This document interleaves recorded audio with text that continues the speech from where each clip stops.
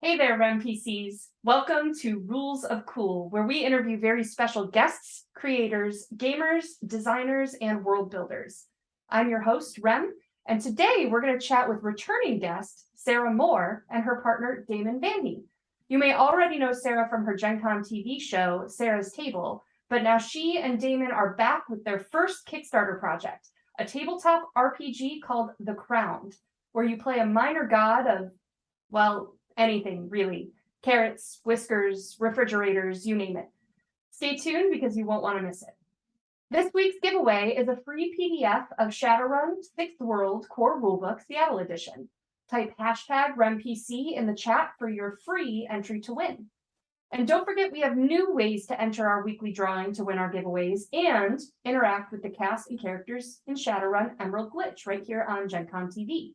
We all know by now that you can type hashtag RemPC in the chat for a free entry to win, but now you can subscribe to the Gen Con TV channel, which gets you 5 entries to win and 4 edge to give to the player of your choice. But wait, there's more.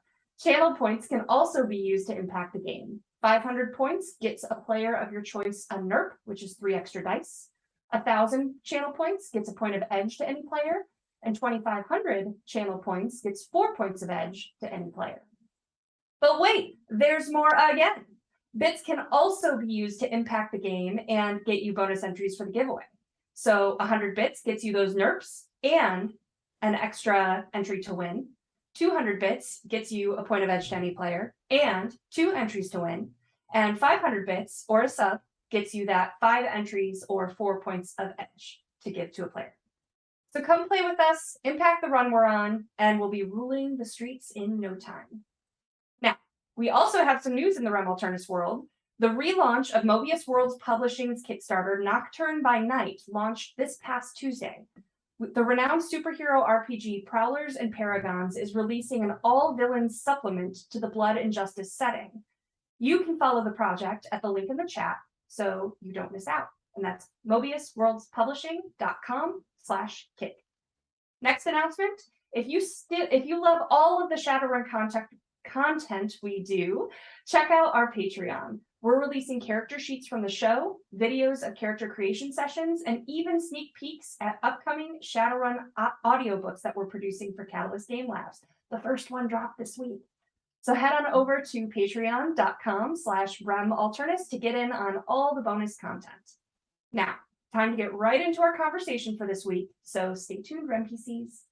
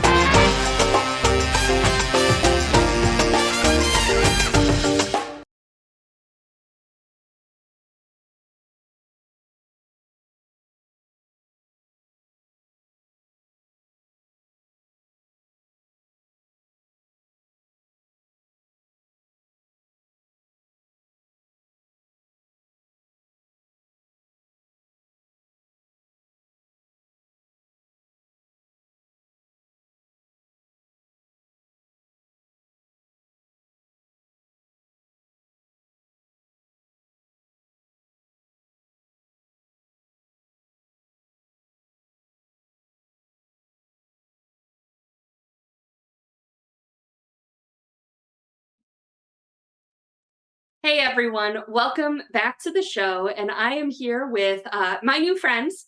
Well, one is old friend now. We've been friends for like 2 or 3 whole months now. So long. Yeah, like childhood friends at this point. Obviously. So Sarah, welcome back to the show. How are you? I'm great. How are you? Great. And Awesome. Damon, nice to meet you, new friend. How are you doing? Nice to meet you too. Doing very well. Thank you for having me here. This is great. Awesome. Well, I am excited to have you. I'm excited for this project. I've been hearing about it for months, and it's great to see it not only go live, but get funded as of today, right? Yes. Yeah. Yeah. Yeah, just a few hours ago. Congrats. Thank you. So we're going to talk all about The Crown today. That's the RPG. And then we'll drop the Kickstarter link in the chat so you can go support as well. And not only are we going to hear all of the behind the scenes fun stuff about the RPG, but also Damon and Sarah are going to play the game with Tom, our tech, myself, and Ava right after this interview. So that's going to be a lot of fun to check out. All right. Well, All right. now, Sarah, we talked a little bit about your history with gaming the last time you were on. Can you remind everyone how you got started in your love of gaming? Well, I got started loving it because I wasn't able to do it. I watched my older brother play with his friends. I didn't get to play. And then I finally was able to start playing. Actually, one of my first dates was like a 7-hour Star Wars RPG with my now husband. So That's excellent. yeah. Best first date. Best one. That's good. And how about you, Damon? How did you get into gaming? My mom got me into gaming actually when I was 6. She ran me through my first D&D session when I was very young, and she had run my older brothers through things. And yeah, it's a big gaming family. So I've been doing it for a really long time. Best family ever. We got a best first Yeah. date and a best family. Oh, I love good. that. So playing since a kid. So you started with D&D, and then how did you kind of progress, Damon, to get to where you are now with creating your own? Yeah, I started with D&D, like I said, at very young, 6, 7 thereabouts, and then played almost entirely that until like late junior high, when I picked up GURPS and like a bunch of World of Darkness stuff and Rifts and just kind of whatever I could get my hands on, a lot of Traveler, and just scooped up everything that I could. I'm from kind of a small town for most of my formative years, so I didn't have a lot of access to a bunch of different games. So as soon as I could really like get around on my own and buy my own stuff, then it was just playing everything that I possibly could. That's awesome. Yeah, it's good. Cool. So, all right, leading up to your love of gaming, now tell us about The Crown. What is this? Yeah, so The Crown is this is a big question. It's a big question. Big question. The Crown is really a game ultimately about player agency and freedom of choice for kind of whatever a player wants to do. Like, I always play characters personally that are really weird. Like I play against type really hard, especially in like D&D or Pathfinder or whatever. Like Pathfinder game that I'm in right now, I'm playing a rogue, but I took only the crafting class, feats, because I don't like playing as expected, and I really wanted to build something that supported that. So that is really where The Crown started. Yeah. Cool. Sarah, what's your take? I mean, I came into this process a little bit later. I read the first iteration of it because the first iteration was a novel. It was a NaNoWriMo novel that Damon had been working on. And he abandoned the plot because the plot was not fun. And he wanted to do things that were completely against type, as he said. And so instead it just became like a world setting, and then went through a couple of iterations. And I came in I don't know, a couple of years ago, Damon, 3 years ago, something like that. Yeah, probably about then. Yeah, and just like basically how I get all my jobs, I just like never left and was like, now you have to start paying me because I work here. So Yeah. So it worked, though. it did work. Yeah, but it became this like the game for me at its core is about telling stories, and that's like such a huge part of how I story tell or game master like any game that I'm running. It's for me, it's way more about the story than it is about the mechanics. And so this felt like such a natural fit for me because it has this rich background to just tell like just wacky stories, which is my favorite. So we've kind of gotten to hear that it started as like a freedom of choice and NaNoWriMo, and that kind of morphed into a couple different iterations. But what is this world? Oh, another big question. Yeah, so you play gods in it. That's the easiest descriptor for it. Is you play a god of something kind of tiny, something that is seemingly innocuous, and then it's about how the players are creative and just within that divine purview. You know, how can you take something like bubblegum and turn that into a useful character? And so that's what the game is about at the crux of it, and it's takes place in a vast mega city. Bunch of different genres can live in there. You know, it's definitely got elements of heavy science fiction, kind of near future tech levels, but there's a lot of fantasy, and then depending on who's running it, there's some elements of horror. Sarah avoids those. I do not. Yeah. This is where we sort of butt heads on it, because he's like body horror and I'm like sparkles. They both can coexist. But we're gods, so if we get hurt, can't sparkles just come out of our wound sites? I mean, it depends on what you're the god of, probably. But yes. Awesome. All right, so where did this idea for play a god of something little come from? Well, Sarah kind of touched on it a little bit. I was participating in NaNoWriMo one month, which is the National Novel Writing Month competition thing, if anyone's unfamiliar with it. And I was just writing and writing and writing, and I was up to like 85, 90,000 words, and I was like, this story isn't going anywhere. But I really love the world. And the whole time I was writing it, I was just thinking to myself, I just want to play games in this world. Like, the setting is great. So I just dropped the novel entirely, and then just started running my friends through the world with various different systems that I tried along the way, trying to find something that would kind of work for it, and couldn't find anything that dialed in the way that I wanted it to. So that's when I started writing the system on its own. Ooh, so an original system. That's my next question. That was a beautiful segue. So what is this system and how does it work? I don't know that we have a name for it or anything like that. We haven't named it. We should name it. We should name it.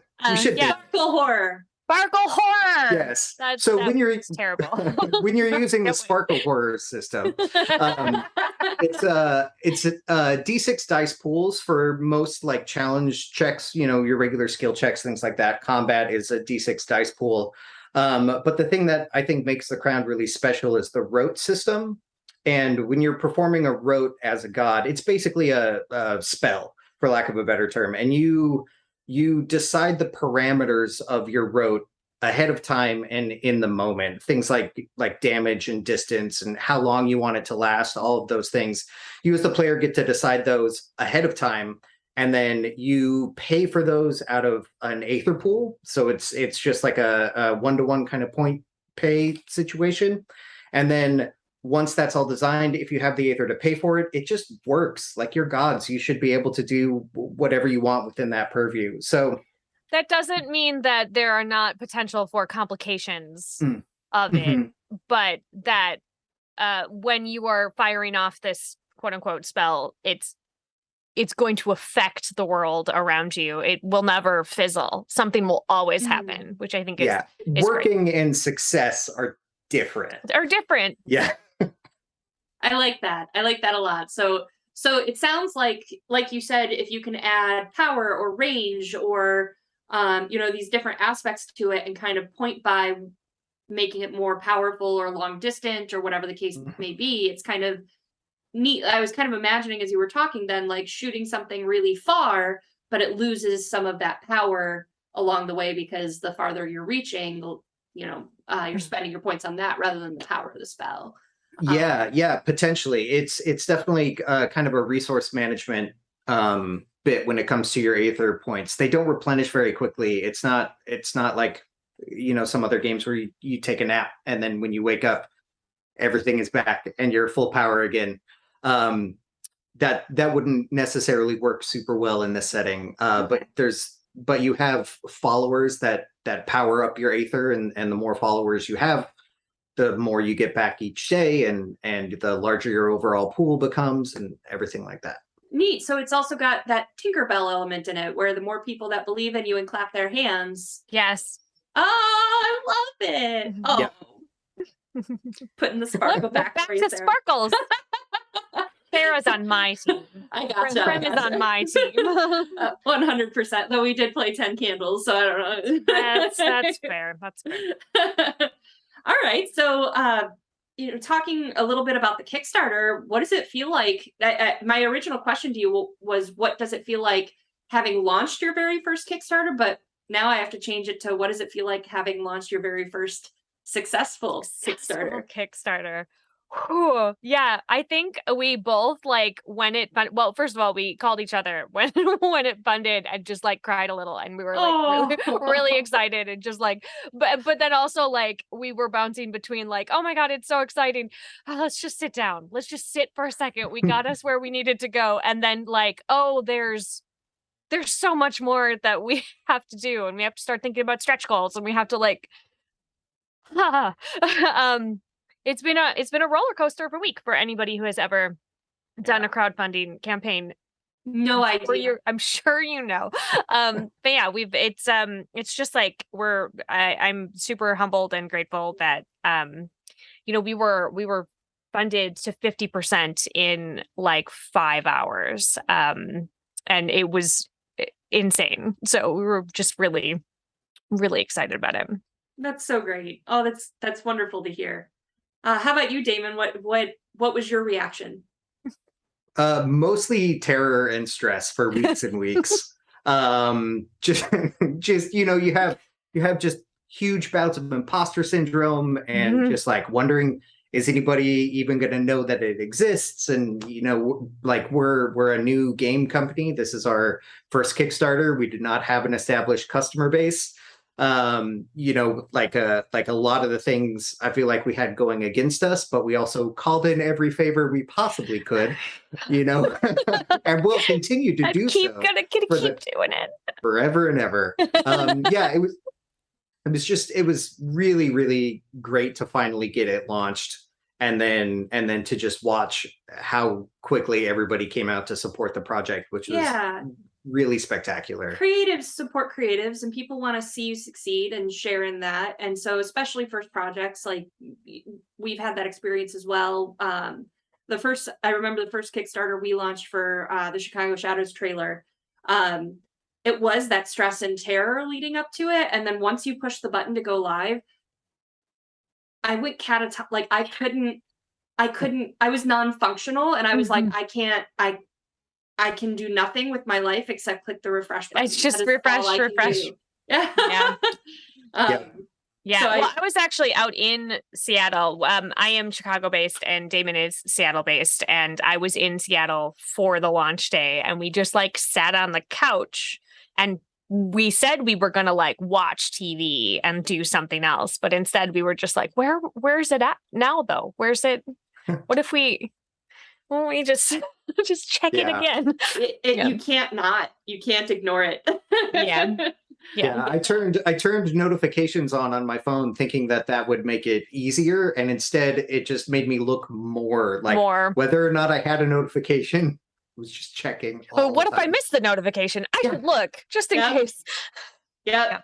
Refresh button. Well, what if it didn't auto refresh? I'm gonna click it anyway in case it didn't auto.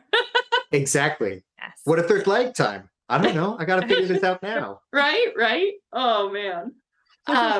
So what about before clicking the launch button? What was the process for like you said, Sarah, you've been around for 2 years, and that implies that it was even going on longer. What was the process for developing from start to finish? Go ahead. Okay. For the game, it was like I said, I started in other systems trying to find something that really worked. And each time I tried a different system, it got a little closer. And then I have a very patient gaming group. where I was just like, okay, we're doing this one now, and then a few weeks in, I'd be like, no, this is crap, scrapping it. Like, we'll play in a couple of weeks once I have something new. And then I just started like homebrewing and rewriting, and like through pandemic times, I had a lot of opportunity to write because I was just staying at home. So eventually I had enough of the rules rewritten that I realized it was basically its own game at that point, and started trying to really like codify stuff specifically and with intention. And then Sarah was a fantastic sounding board, and mostly would be phone calls with her saying, okay, what about these 30 things? And then she would tell me the 4 that were good, and I would abandon the others, and then that then eventually became kind of her first job with the project, was just really helping me focus and hone in on the important portions and the good portions, because it's a lot of just word vomit when I write and design. So yeah. thank you, Sarah. You're welcome. I get that. I'm seeing a lot of kindredness, Damon, because I'm not a writer. I'm a word vomiter. Yeah. And then I get frustrated and stop. So Yeah. I realized this sounds wrong, but bear with me. I'd be a better dictator. Like, if someone could take notes of the things I say that matter, that would be phenomenal. Not the dictator, like, no, not the other guy. Yeah. I actually learned pretty early in the process. Damon would call me and he'd go, I just want to talk through some stuff and just like listen and help me out. And then I would do that. And then he would be like, that I feel great. And then he would get off the phone and then he would text me and go, can you tell me what I said? And so I was like, oh, so then I started taking notes instead when we would get on the phone, because I was like, I'm not going to remember all of those things, but okay. Samesies, Damon, same. Yeah. It all sounds great when I'm saying it, and then it's gone 30 seconds later. So I'm the worst. Sorry. You're not the worst. You're not the worst. You just, you think while you are pacing around and doing other things and talking out loud, that's when you work best with your ideas. It's and true. Luckily for you, I love clipboards and lists. So Yeah. we It's a complement good pairing. each other. It's a good pairing. I'm with you on the lists. I'm a to-do lister. I have several that I go through every day. So yeah, same. I have a clipboard system because I have several jobs. So each job has its own color-coded clipboard. I love you, and share all your secrets with me, because my to-do lists are also a source of my anxiety. So. Yeah, sure. No, I get it. Awesome. Well, I want to talk next a little bit about your collaborators, because my understanding is it's not just the two of you. Yeah, I mean, it's close. Yeah. Tell us about it. Yeah. So go. No, you go. I'll go. So Okay. Our artist is Tanel Lovett, who folks on Gen Con TV might know from Actoroki. She does all the live drawing for that. And I'm not going to say poached her, but we poached her. We were like, hey, what if you come and draw for our project? And it actually ended up being a surprise business meeting, because she was just going to come over and have lunch with me one day while I was out in Seattle. And then we were looking for an artist, and I was like, oh, wait. And then I invited Damon over, and it turned into a surprise business meeting. And by the end of it, she had signed on, and her work is so beautiful. Like, it's just gorgeous. It is. And we keep being like, it's so good, maybe we could have more. And she's like, I mean, yeah. So like, we just keep going at him. She's, by the way, for our audience as well, all the thumbnails that you see on Gen Con TV of the different shows, that's Tanel as well. Yeah, I believe her title is, I think she's the art director of Gen Con TV, as a matter of fact. I think I think actually this week's thumbnail with the crowned image is one of my favorites that she's made for us. So yeah, she when she turned that in, she said, I know the artist, so I think you can probably use this. And I was like, oh, look at you. Hooray. Yeah, and she made the beautiful art that you are seeing behind Rem right now. That's a banner from our Kickstarter, as a matter of fact. So. Is this going to be the cover or? No. Do you want to talk about what you want to do for the cover, or do we Oh. want to Or reveal secrets? that later? I want to save that. I want to save that. Secrets, okay.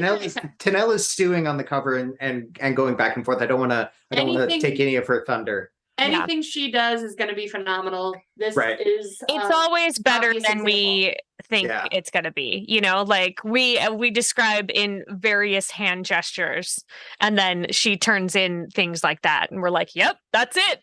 Thumbs up. Yeah. Thanks so much. I love that. That's really funny. So, yeah. Oh, go ahead. We have a couple. I mean, we have 2 more team members. Okay. Damon, you want to talk about? Yeah, we've got my younger sister Mariah is doing our editing. She's an editor professionally, and so I was very lucky to have that in family. She's editing, and then Sarah's partner Jeff is doing layouts. So it's really we kept it pretty close to home. pretty tight. That's pretty awesome. tight. And then that's it. That's the entire team. That's us. So all 5 of you. That's great. Yeah. Super. So, tell us a little bit about what is on the Kickstarter. What are the rewards that are available? So you've got different versions of the book, PDF or print. We're doing all of our printing through Drive-Thru RPG. We also have a small 10-card tarot deck that goes along with the game. There's different mechanics in the game for how you want to use that, and there's 10 is a really auspicious number in the world. So what sounded really great at the time on paper just gave 10 times the amount of work to me, because I have to do everything in 10 versions now, which is super good. So it's a 10-card tarot deck that you can also get on there as an add-on or in part of one of the bundles. Mm-hmm. We've got our the tier that I'm most excited about. We have all the tiers are named after gods, and we have one that is the god of donations, and basically it's you can get a book. Oh no, sorry, this is god of generosity. God of generosity. Yeah, we changed the name. The god of generosity is you get the book for yourself, and then you can also get a copy of the book to donate to an organization of your choice, be it like a local library or a school gaming club. You know, we'll send it anywhere you want us to send it to. You know, put your name on it, however you want us to do it. That one's doing really well. We've also got a couple of tiers that are still open for some game sessions with either Sarah or myself running the games for you virtually. They'd be 2 sessions, and I think that they get everybody gets a PDF, and then one person gets a hardcover. Correct. I think. Yeah, and then like whoever will end up being the storyteller after they play with us probably would get like the actual. Yeah. And then our top tier that we have available is an in-person game at Gen Con where everybody gets everything. Everybody gets all the books and the tarot cards and all of that stuff. And in case stuff isn't finished in time for Gen Con, or printed, I should say, in time for Gen Con, like you'll get copies of everything that we have done so far, all of the art. We'll print off essentially the completed book as it is at the time. And then you'll still get, the final version and everything like that.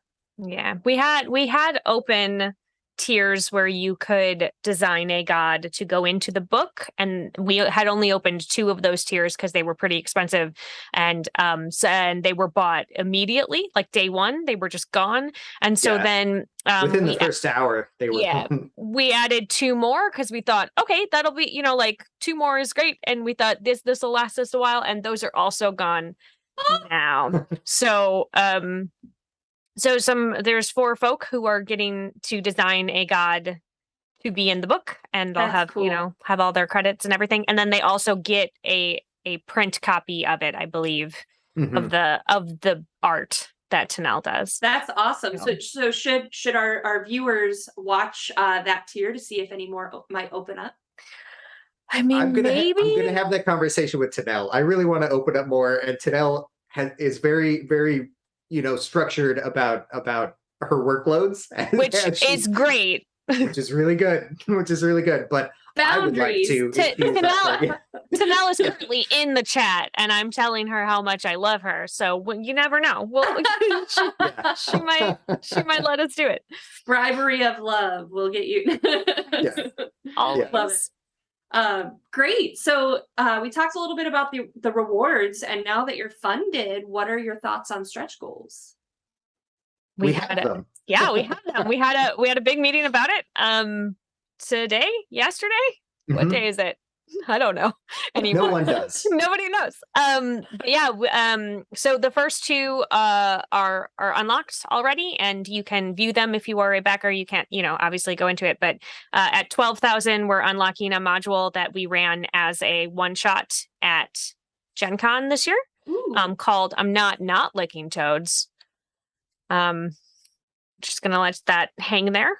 And then the second module unlocks at 15,000, and that is another full-length module called Training Day that we ran at both Gen Con and Pacificon this past year, and both of them will have pieces of art with them. And then we know what the following stretch goal is, but I don't think we have named it. Have we named it on the Kickstarter?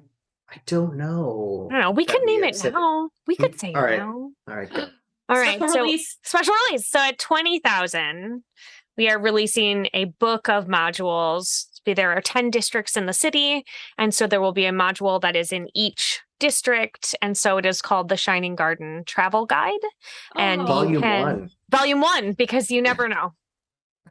So we'll be able to release all of those. If we get to 20,000, that'll be the next. That's so exciting. Cool. Well, I wish you all the 20,000, 30,000, 150,000, and we'll be writing for this I will also wish that. That would be great. Yeah.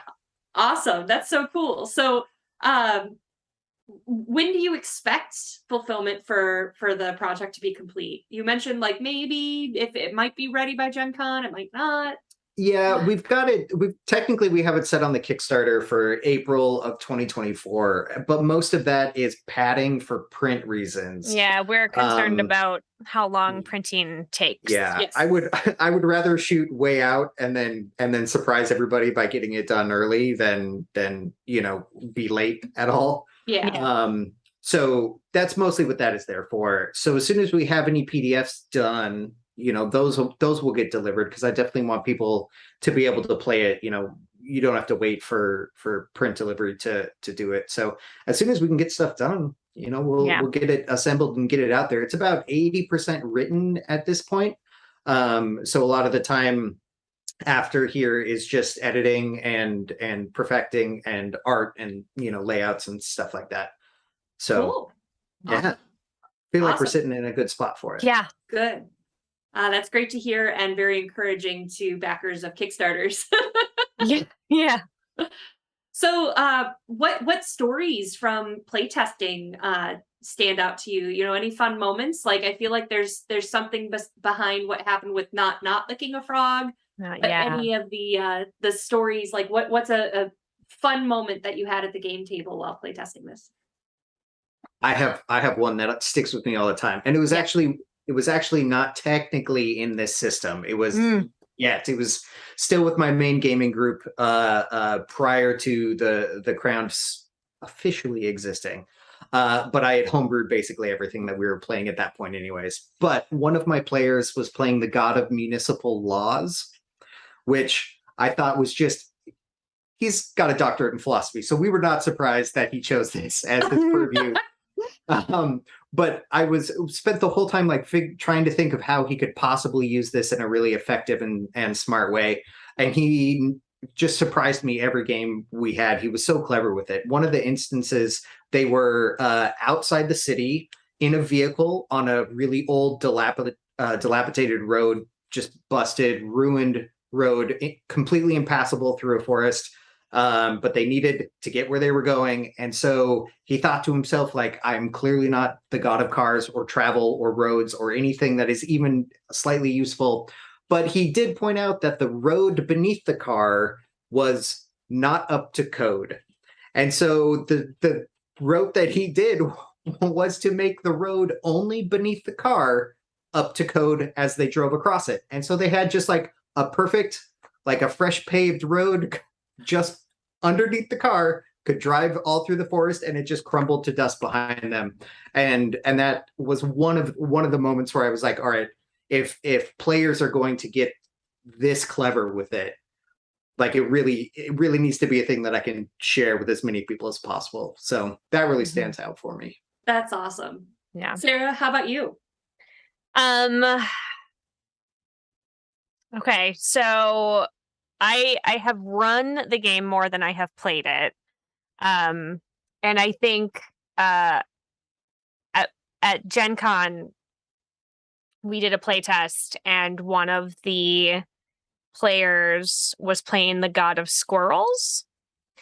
And the very first thing she did, like we started the game and we hadn't really even gotten very far, and she essentially conjured an emotional support squirrel for another character and just like handed it out. Like they were distressed, so she was just like, I'm gonna do this, and then just like handed the squirrel off to them.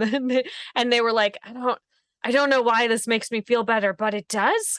So all right. It just like being able to see all the different stuff. Also, we got into a fight in a nightclub, and one of our characters turned into a donut. So yeah.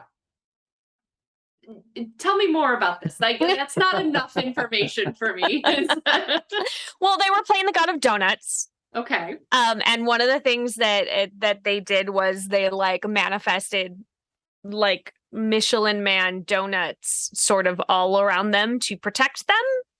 And then they just like went bouncing through the nightclub in the fight, and they had padding so that they wouldn't get hurt as they were trying to make their way through. Just wacky. I mean, yeah. I love it because I sometimes from playing with you and from watching Sarah's table, I like channel my inner Sarah. Like I can just imagine your reaction, like, yeah, yep, that just happened. Like, we're doing it. I'm behind you. I always say I'm gonna run the game that you want to play. So if the game you want to play is being a donut, like I got you. Yeah. If only we were what we eat, because donuts. Yeah. That's really cool. So anything else that you want to say about the process, the product, what this means to you as a Kickstarter, where people can learn more? Yeah, all of those things. Yes, talk. Speak. Off you go. God of talking. God of I'm talking. just really, oh, that's good. God of talking. All right. I like that one. We'll have to put that in. Personally, I'm just really excited for people to play the game. Like every new table we have with new players, they're so excited afterwards. They're just elated to have something like this in front of them. Like I when I was writing it, I thought it was good and I thought people would like it, but the response that we have gotten genuinely has exceeded expectations so much. It's really just wonderful and heartwarming to see people get that much joy from something that I've had my hands on. And so that's definitely been like the best part of this whole thing, just people having fun and enjoying the stories that they're telling with this. Yeah. But I'm gonna jump in and almost kind of steal the interview just a tiny bit. I love you, Rem. Right. I just wanted to know, Damon, what is it like to watch a table play that you are not involved in? Oh, it's great. That was actually the moment, the first game that I was not involved in at all was the moment that I thought for the first time that I had made an actual game, like with a capital G, because it's most of my GMing style, my storytelling style is done from like stacks of notes and napkins. Like I'm just a very chaotic kind of storyteller. And so when it was finally in a book form, we had printed out everything for people to have. We handed out books at the table, and Sarah was running. I was not playing. I just got to sit and watch everything happen. It just felt like watching anyone play a game. Like it felt completed. And that was, for me, that was a really great like moment of validation for just the Crown in general. So that was great. Yeah. Thanks, Sarah. Yeah, you're welcome. Thanks for doing My that. heart just grew 3 sizes. We had a little Grinch moment. It was so nice. Yeah. Yeah, well, I mean, I think the link to the Kickstarter probably going to be in the chat. Already in there. Nice. And you can check out our website at formerlyferalgames.com. This is definitely not the last product that we are going to be putting out because we can't help ourselves. So we already have more So stuff many. planned that's within this universe and potentially, in other universes as well.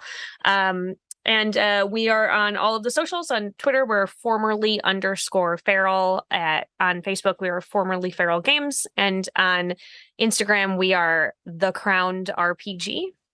And you should follow us in all those places because we sometimes post clever things. I love your honesty reasoning for follow us because this very honest thing. Listen, because sometimes we say things that are worth listening to, and we appreciate the people who stick around for the days then when we're like, I don't know, this is my coffee. So God of honesty. Sometimes you gotta. And somebody in the chat just said Seattle-based game design. Damon is based out in Seattle. I was gonna say, I guess just over 50% of the team is based in Seattle. The other half of us are based in Chicago in the same house. That's fine. But we just sort of, as often as we can. I mean, things are wildly busy right now. But as often as we can, we support other indie game designers, and we share and other projects that we find really inspiring and interesting. And so come and find us on those platforms. So not only can you find formerly feral games at all of those locations, but where can people follow you guys to learn more and stalk you? Oh, Damon is not a social media person, but I'm gonna let him go first because mine is a paragraph. So you go ahead. Yeah. I mean, Sarah actually covered mine. I run a Twitter account for formerly feral, so it's formerly_feral on Twitter, and then I am on Facebook and Instagram, just under my name. And Twitter. You have a Twitter with your name. I do have a Twitter with my name. Also, I'm very bad at social media, as Sarah tells me all the time. But I'm trying. He's trying. You're doing great. So, really proud of you. If you track me down, I will probably post things occasionally. No promises, though. Yeah. Correct. You can find me on Facebook at Actress Sarah Moore. You can find me on Twitter and Instagram and Ko-Fi and TikTok at Pixies and Pins. You can find me on my website at pixiesandpins.com. And then also every Friday night, I am here on twitch.tv/GenConTV for Sarah's Table at 5 p.m. Pacific. And this week we are playing The Crowns. So, yeah. So you get come back tomorrow. So much Crowned. We're also tomorrow on Table Takes talking about The Crowned. And then on Sunday at 10 a.m. I'm on Perception Studio chat time with Cucumber at twitch.tv/Perception Studio. And I'm going to talk about The Crowned again because I'm just going to talk about it forever. That's another thing about Kickstarters is for the length of your Kickstarter, every day of your life is about the Kickstarter. Yes. Yes. Forever. That's okay. Yeah, we've got 27 days left. Yeah. That's awesome. Yeah. So everyone should go check out the Kickstarter link that is in the chat. Thank you, Billy Berserker Armad, for being on top of all of the links, and thank you two for creating and bringing such energy to the community and creating a game that people are. Sarah, your phrase "joyful gaming" is we're spreading it around. Yeah, breaking out of the Sarah's Table and getting into formerly feral, and next week the world. So. The world taking over the galaxy. We're trying. So stay tuned, everyone. We will be back with a short message after this, followed by an actual play of The Crown with our new friends. So stay tuned.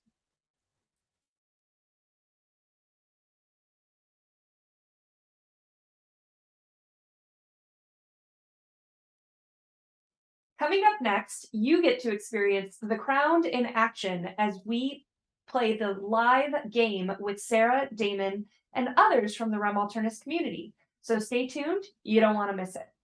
Don't forget that we have a wonderful giveaway of a free PDF of the Shadowrun 6th World Core Rulebook, Seattle Edition. Thank you so much to Catalyst Game Labs for donating such a great prize. Enter to win by typing hashtag RemPC in the chat. And don't forget to get bonus entries and impact the game by donating bits and subs in chat. All funds will help us pay our cast and crew and keep producing great content. And did you know we have more shows like Shadowrun Emerald Glitch and the One Shot Show on our Twitch channel? We stream 5 to 6 days a week over on twitch.tv/Master of Rem, including the Dresden Files RPG, Shadowrun 5th Edition, Shadowrun 6th Edition, Steampunk Fantasy D&D, and more. So check us out and give us a follow. Thank you all for joining, and we'll see you next time, Rem PCs.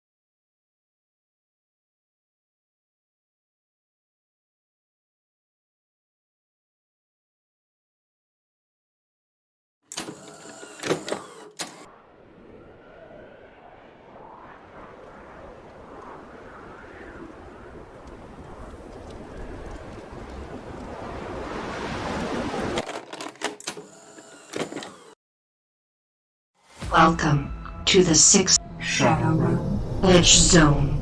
New visuals. Enhanced design. Choose your runner. Collect your media. Buy the latest cyberware, bioware, gear, magic options, and weaponry. Accept your mission. Fight to survive. Unleash your power. Slow down the competition. Come out on top. Edge Zone, the Shadowrun upgradable card game. Now you make the power plays.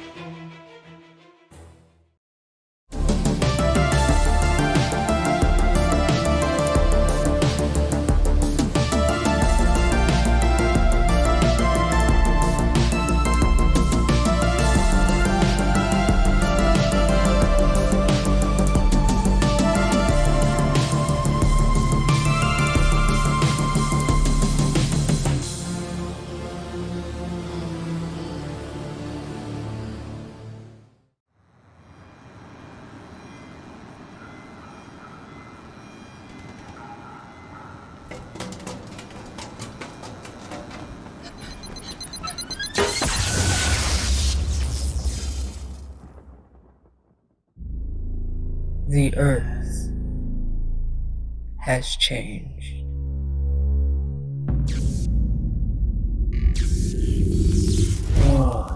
that once was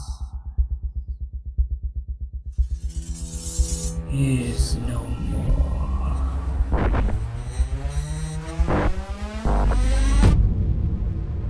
Cities remade.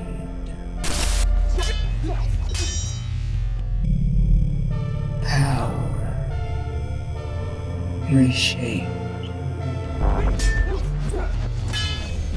Races reborn.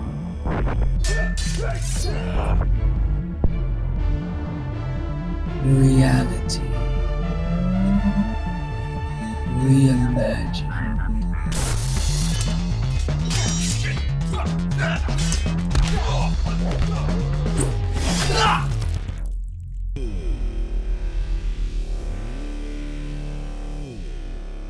Violence unleashed. The earth has changed. She no longer sleeps.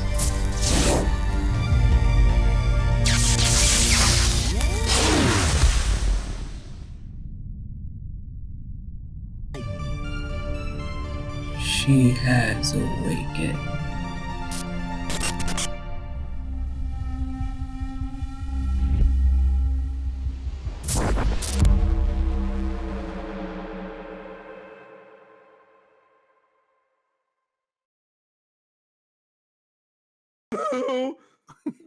What a spell!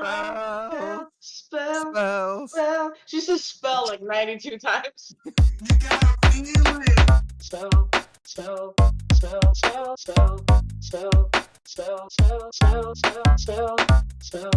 Spell! Spell! Spell! Spell! Spell! Spell! Spell! Oh, well.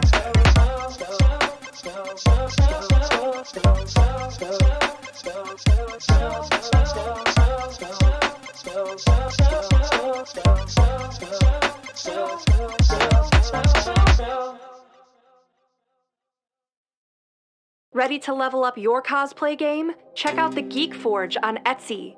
With a variety of props to give your photos that extra spark, you'll find just what you need. Hold magical fire in the palm of your hand, or take a potion to restore your mana. With a large variety of colors, you can choose your own magical flavor for your cosplay. Bring drama to your photo shoots with these vibrant props and more, all available at the Geek Forge. Are you ready to level up your cosplay?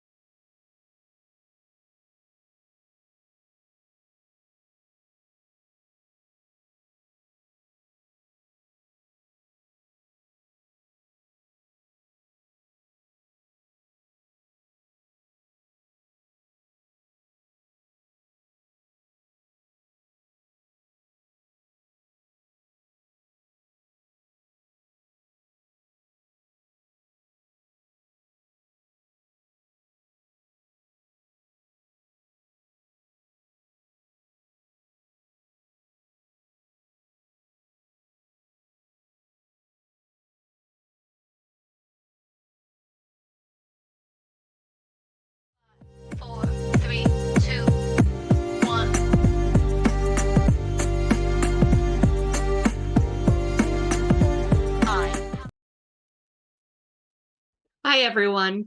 Welcome back to another episode of the One Shot Show.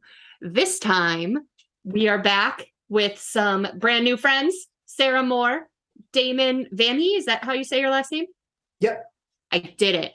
And then Rem Alternis alums, Ava Rogers, Cheslon Kieran Hawk, and me, Rem Alternis.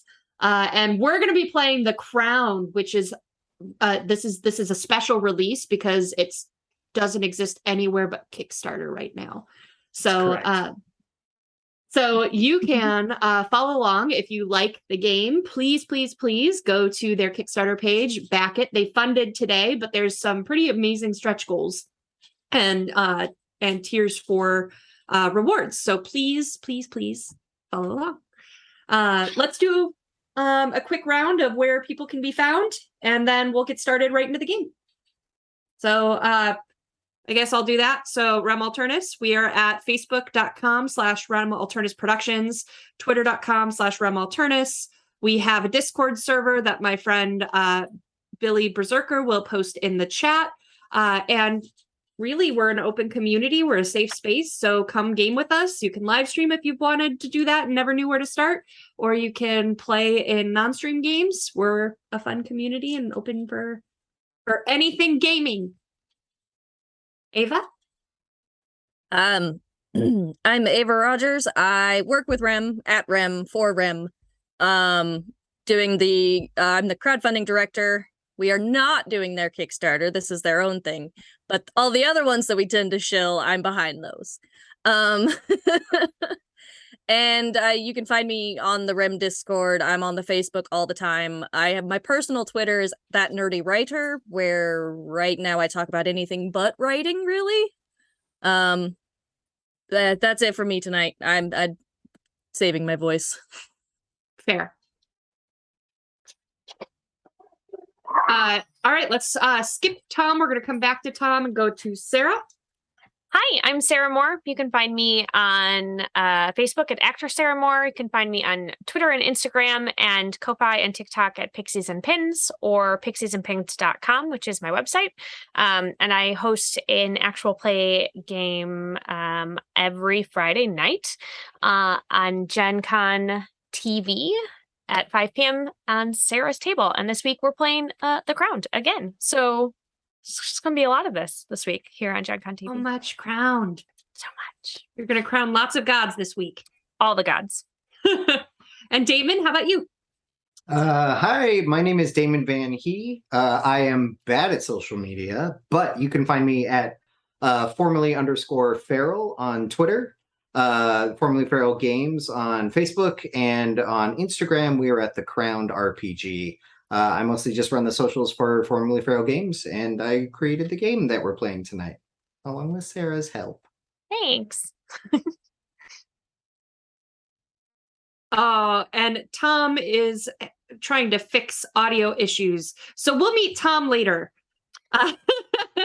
Tom is our wonderful tech that makes us all look great every week and sound even better, but is not always patching himself in. So yeah, I forgot to fix his sound. Appreciate All right. the sacrifice. The god of audio is not allowing is displeased with Tom. Yeah, very displeased. All right, so Sarah, I'm going to hand it over to you and let you guide us onto this adventure. All right, so the Crowned RPG is a game where you get to play a god of a minor slice of reality, something that seems pretty mundane and small, but you get to use this divine purview in order to shape the world around you and get a lot of things done however you would like. In this particular game, we did some pre-generated characters. Should you back it and buy the game, I think one of the most fun parts of the game is character creation, because you get to really dig into like what you want your god to be able to do. So before this, Damon and I got together and we came up with some wacky gods for everybody to play. So tonight in our tiny pantheon, we are going to have the god of Jetsam, the god of graffiti, the god of vending machines, and the god of sock puppets. Because this game will support you being the god of whatever you want. And because of how we have worked very hard to make it balanced, there should be no imbalance between the power structure of the four of you. You are all the same level gods, and so you have access to the same amount of divine power. A thing called Aether, which I have started referring to as God Juice, which I probably shouldn't. So, whatever. Anyway, I think Aether's the right choice. I don't know. God Juice has a good ring to it. I think. Yeah. It's got a ring. Yeah. I don't know if it's a good one. By the way, hopefully everybody's hearing this. You should be. And I like God Juice. Yeah. Thanks. Thanks for being on my team. I appreciate that. Look, I've got your back. Yeah, I've got your back on Sparkles. Okay. But not on God Juice? No. Wow, no. all right. I mean, you find out who your friends are, I guess, when you start being real honest about things. My heart just shrunk again 3 sizes. We're gonna fix it. I'm gonna bring it back. Don't worry. So this game takes place in a giant megacity called the Shining Garden. And within the Shining Garden, there are 10 districts, because 10 is very important in the game.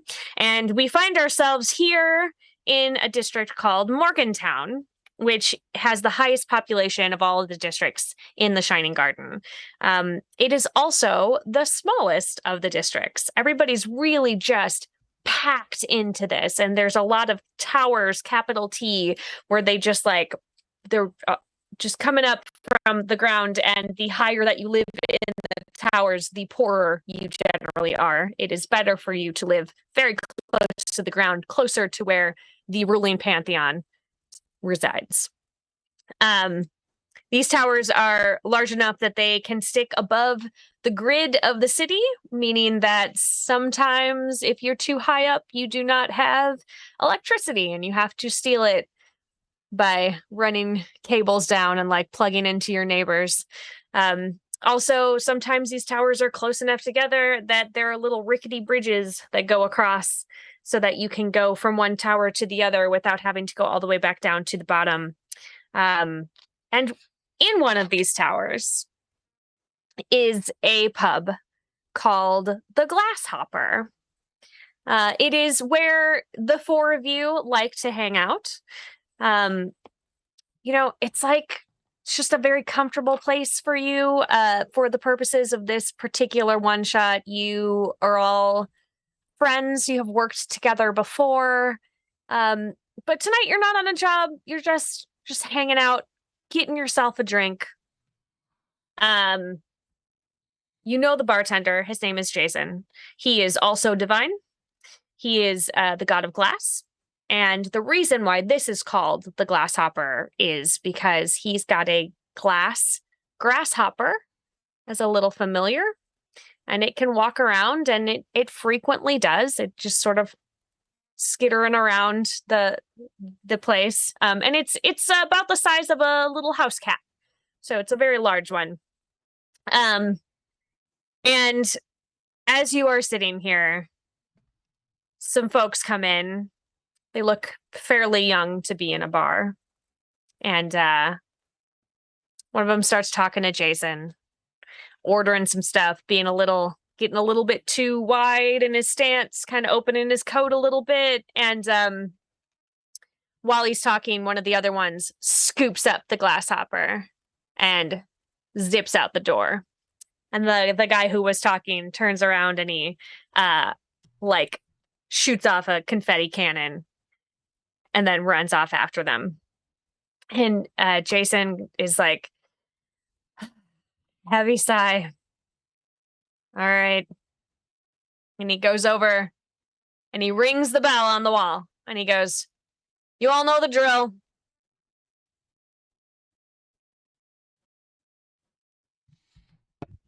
Knowing the drill, I stand up with the clangs of all the ocean fauna Mhm. dangling from me. I've got, 1 foot in a like 24 pack can wrapper thing that you take off that sea turtles get stuck in. Yep. And because they should have cut it before they should have. And didn't. a net, tangled up in the other leg, and Yep. some plastic bottles ringing, making empty plastic bottle sounds. I don't think they ring. Crinkle, maybe There's that. like a thunk of some kind for sure.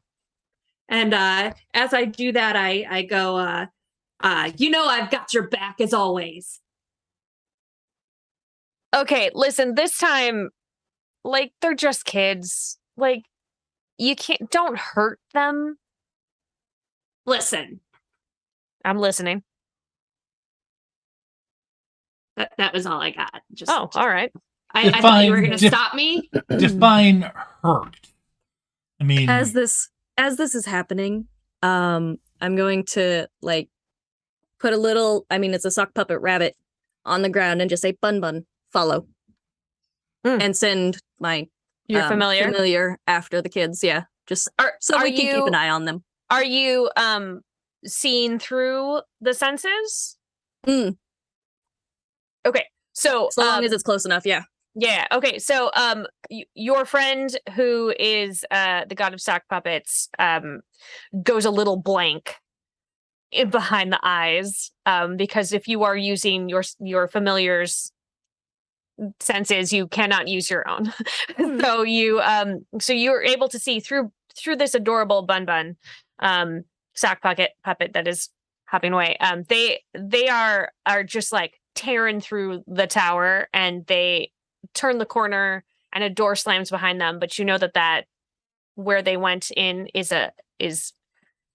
upstairs. Back to vending machines. You said define hurt them. Yeah, define hurt. Yeah, so sometimes people get a little overzealous. It's the beginning of the term, and there's this dumb, hazing fraternity thing. You go steal the glass hopper. I don't know why they chose my bar, but they did. And I just want him to come back. I don't want him to get broken. He's very fragile, which is why I like to just keep him here. So just like, please be careful. I'm That's always my middle careful.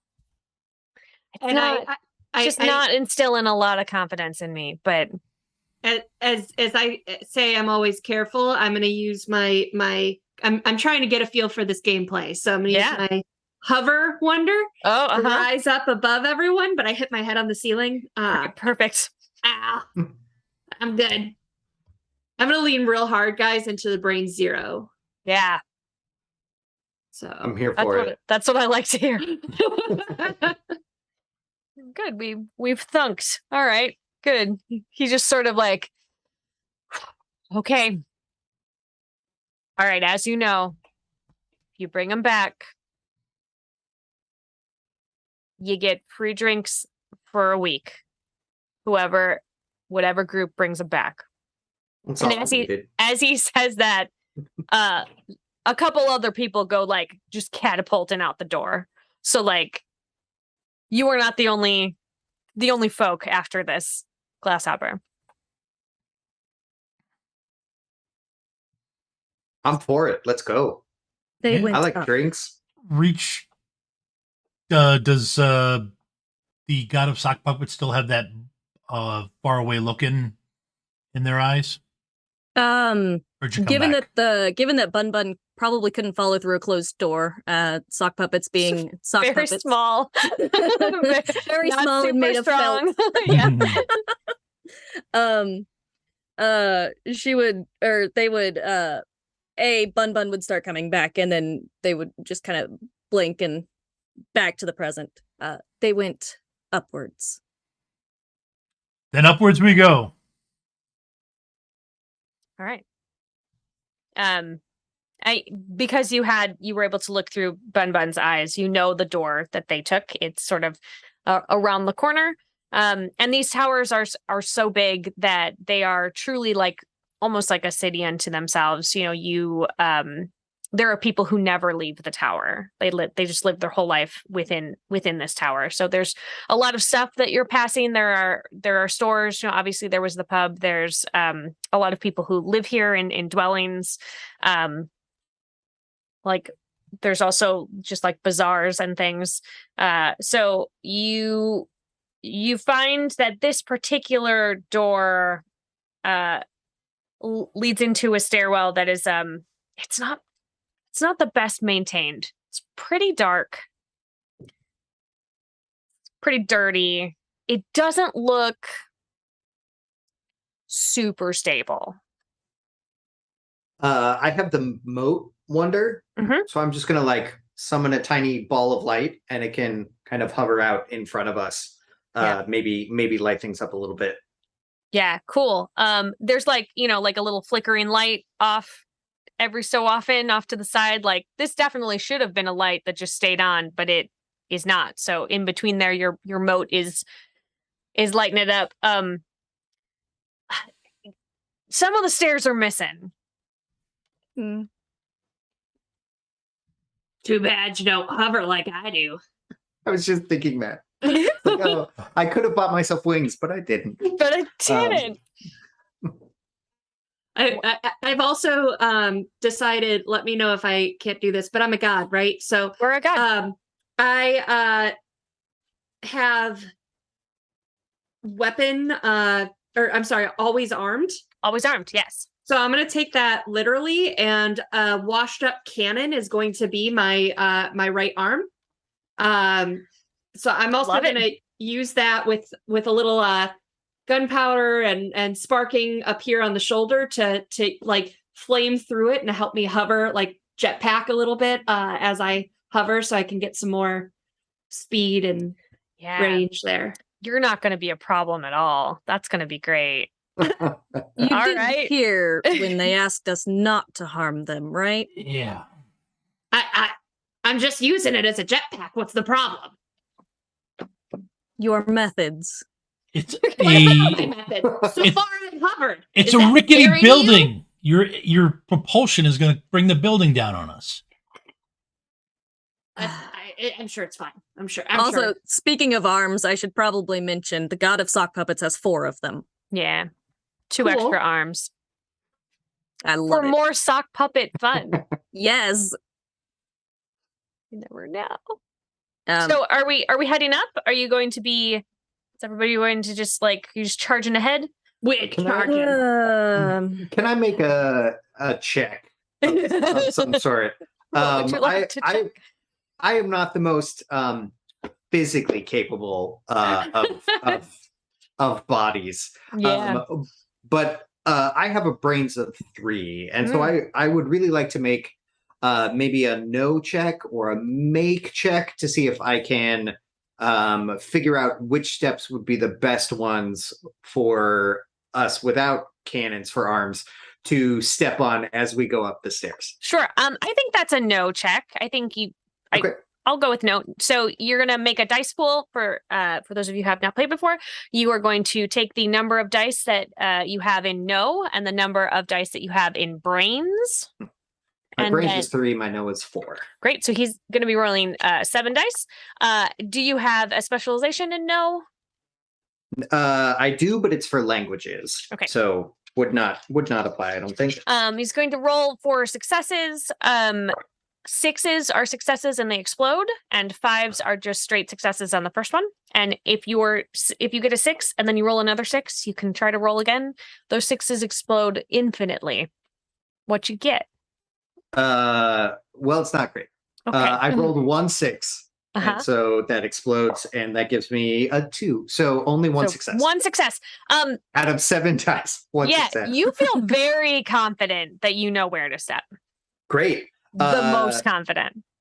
Yeah, this is fantastic. So I'm just gonna kind of point him out with a little I'll pull out like a little shaker can of spray paint, and like I'm just gonna before we go up, I'm going to mark the stairs kind of from a distance. Mhm. And then be like, these are the ones that we need to use. And then I will confidently go up. Yeah. Okay. So third step, you fall through. Oh no. You are up But to I was your. so confident. You are so confident. The I most see your confident. point. So you're stuck at the waist. Super. Mhm. Can I offer to help him, like hold a hand out and use a little extra jet propulsion to pull us both up? So we're firing the cannon straight down on the stair that is broken. So cannon would be at an angle like imagine fart cannon, like kind of Sure, yeah. up and forward. Mm-hmm. And then the other hand would be holding Damon if Yeah. he takes it. So this feels like a might check as you are trying to pull him up. And I'm going to say it is might and exert because you are physically trying to yank him, and albeit with a little bit of assistance from your cannon arm. But let's do this. So how many do you have in might? 1. Great. And how many do you have in exert? 2. Okay, so you're going to be rolling 3 dice. Oh boy. And I believe in you. 5s and 6s are successes, and 6s explode. 1. Was it a 6? No. Okay. So you are pulling on Graffiti. It is a little. It's pretty uncomfortable. The stairs are jaggedy. You are not coming out, and you're just sort of stuck in it, and it's kind of like yanking on you a little bit. You look great though, the two of you. It's a beautiful tableau. I'm going to send Bun Bun up the stairs. I'm not going to be looking through its eyes currently, but I want to get it going so that if it finds the door and we can... I want to keep these kids at least in my periphery. Sure. I feel like Sock Puppets is the mom of the group. That's like, can we It just feels like it? We just do this? Yeah. So Bun Bun scampers up the stairs. Okay, so he's stuck. They're pulling. Yeah. Okay, but the I'm stair, not very strong either. the stair has and the stair has him stuck. So I'm going to take my weapon, which is a hammer, and I'm going to break the stair so that he can be So he pulled can get out. Okay, so this is a hit check. It's going to be hit, and I'm going to say brains because you need to hit it in the correct spot to break it open. I believe in you. This is just going to be 3 hours of the God of Graffiti stuck in a stair. Thanks for coming, everybody. We like to have really exciting games here. I just love the repetitive. Believe in you. I believe in you. It is perhaps misguided. But I Fives. know. You said fives and sixes explode, correct? Correct. This is Shadowrun, Tom. You know this. Well, yeah, I know that. I just want to make sure. I got 2 hits. All right. You crack it open. Here's an unexpected consequence. When you crack it open, you do so right at the time that our friend Jetsam is giving like an extra yank on it. Like, I can do this. And you come flying out, Graffiti, and the two of you land in a heap back at the base of the stairs. So now there's a big hole there. There's a big hole. It is a big graffiti-shaped hole. Go ahead. Oh, I was just... Sock Puppet is just going to shake their head. Just looking them over, shake of the head, and making sure nobody is too badly injured. I mean, gods are very sturdy. Maybe not always super smart, but super sturdy. But they are going to actually start their way up the stairs, but relying on their basically quickness of foot, their reflexes. Okay. Then let's have they're not very smart either. Great. Let's have you do a check here. So you're going to roll reflex, and I'm going to say exert because you're trying to go fast. Yeah. Like yes. Quick. Yes. Okay. Yes. All right. So what do you have in reflex? 2. 2, and then how many in exert? 2. Great. And do you have a specialization? Nope. Okay. So you're rolling those 4, 5s, and 6s is what we're looking for. 6s explode. Ooh. Oh. 1. Extra rolls. 1. Okay. You your mortal enemy, all of you, is stairs. I put you in the towers. You make it past the hole, but it's starting to crack underneath you, and so you're sort of stuck. You haven't fallen through the stairs, but you can tell that if you move, it's gonna break. So Okay. I have a plan. Okay. I would love to hear your plan. I have a plan, and it's weird. I want to do a rote. Let's hear it. Okay, so what I want to do is I want to using my paint cans. I would like to paint stairs over the hole to reinforce, kind of shore up the steps, and then we can walk across the graffiti. Okay. So this feels like you're conjuring. Yes. I'm going to say that this is a controlled situation. I mean, you probably are stressed, but this is probably a controlled situation. You are not under duress. You're not under attack. So, it's a decent sized hole. So I think it's a rank 2. Okay. To cover it all the way across. So, conjure is 2. You can get right up next to it, so you don't have to do any distance. Yeah. And I think if I do a rank 2 of duration, no, let's do a rank 3 of duration, which would give us a half an hour. In case you need to come back down this way? In case we need to come back down. Okay. Yeah. Good. All right. So that is going to cost you 5 aether points. I have the degree discount for conjure at level 1. Great. So that knocks 1 off. It's only 4. 4 points. 4 points of aether. And then I'm going to have you roll your d6 to confirm the rote.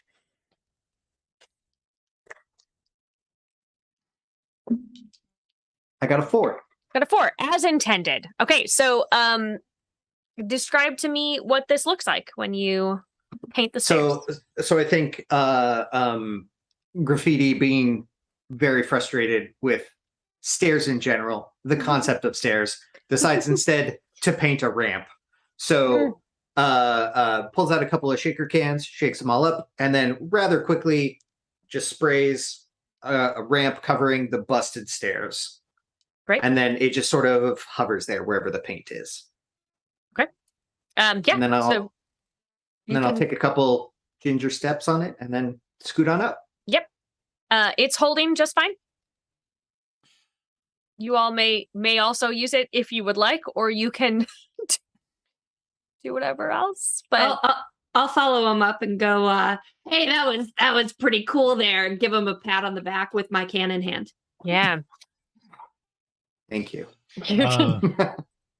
You and I'm sure that you have seen graffiti do this before. Like, this is maybe not with steps, but like, you know, you all know that he can make something that you can then that was some good thinking.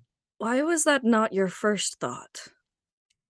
Well, I thought I could just step on him and it would be okay.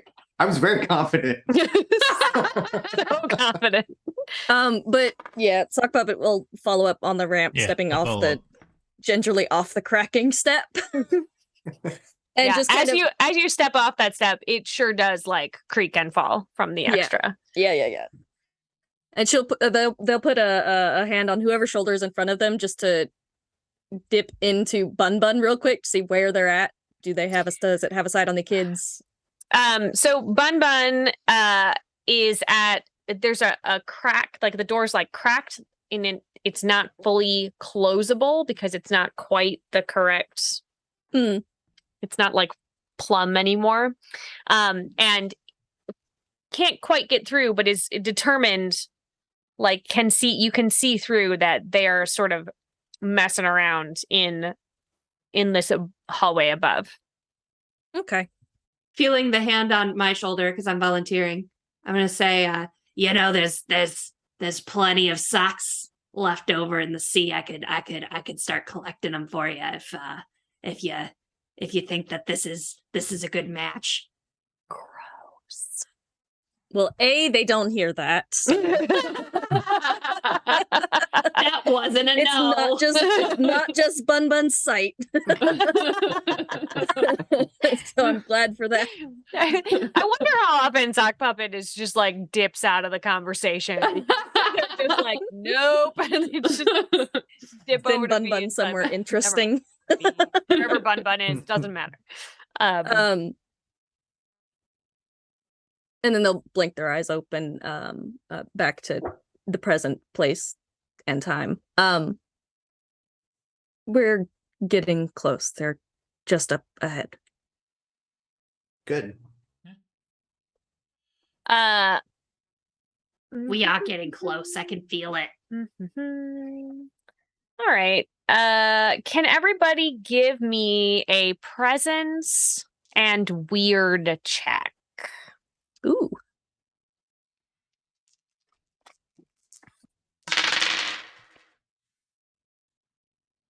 Jeez.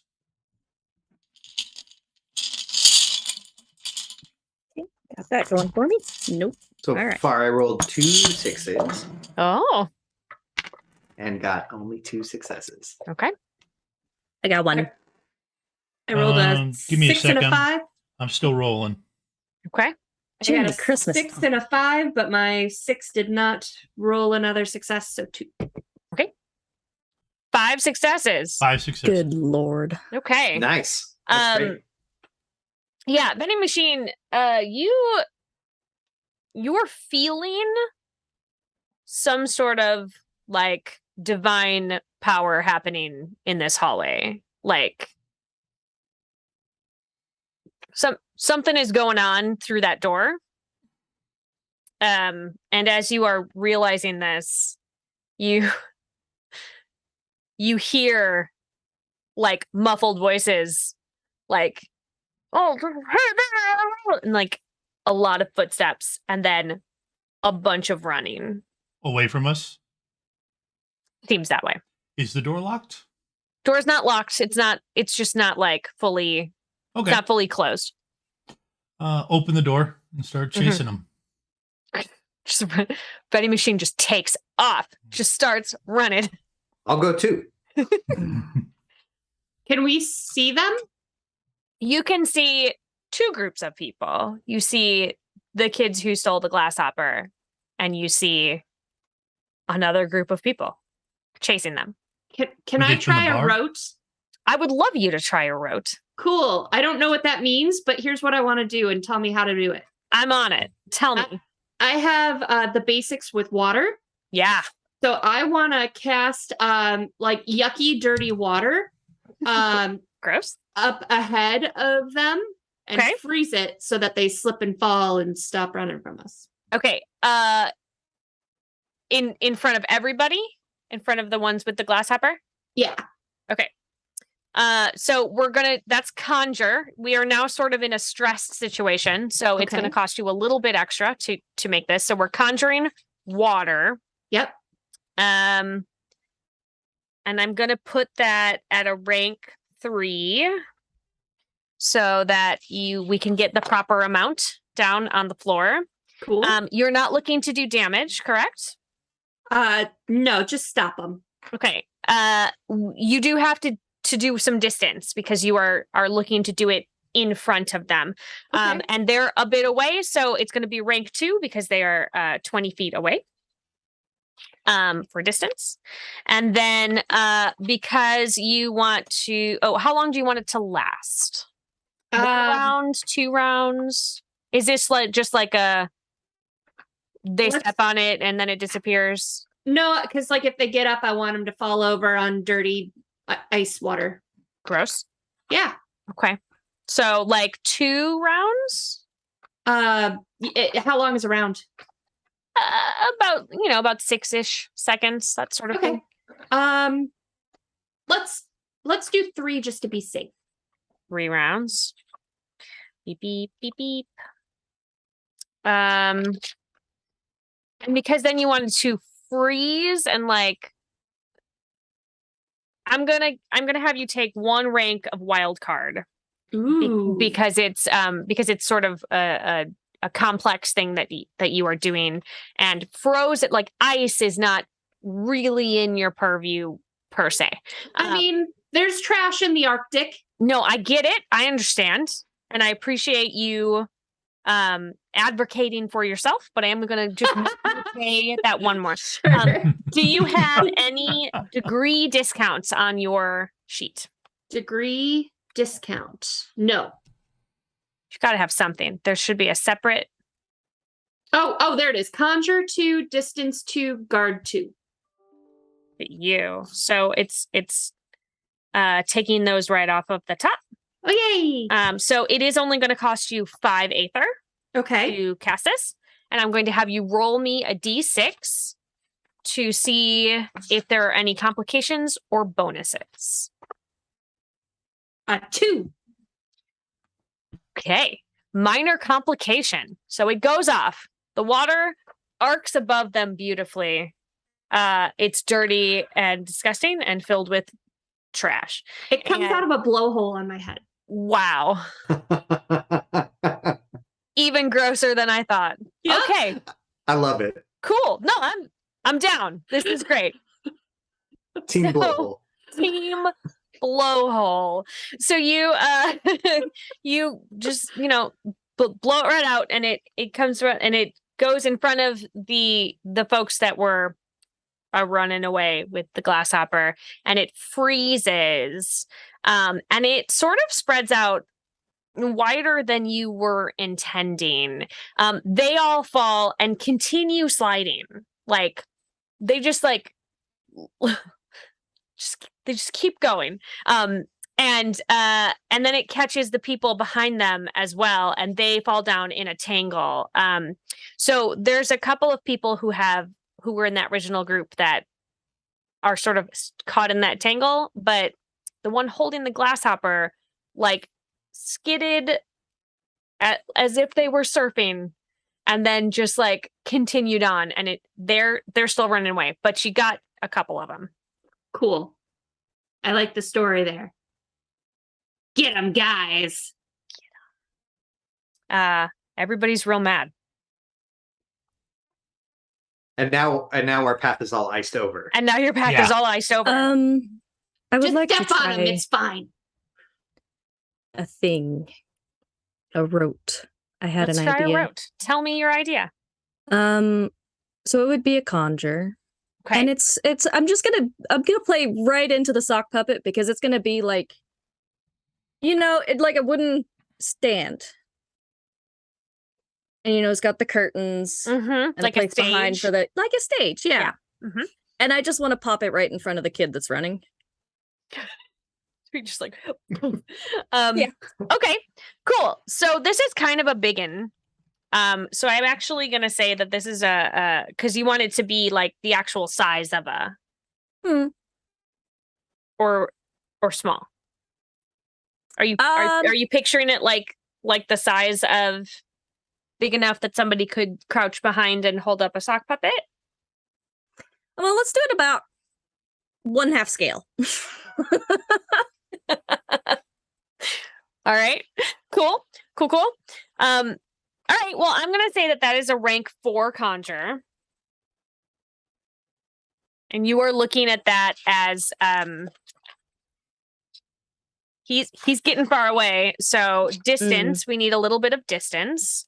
Rank 3 for distance so that you can get it in front of him. And you're not looking to do any damage with it, right? You're just wanting to stop. Right. Yeah. All right. And what is the how long do you want it up? Give it a few rounds so that we can get there. So like maybe 3 rounds so that we have a bit of time to traverse the ice. Sure. Okay. Do you have any degree discounts? 1 for conjure. 1 for conjure. So this is going to cost you 9 aether. Okey-doke. And give me a d6 so that we can confirm what happens here. That's a 3.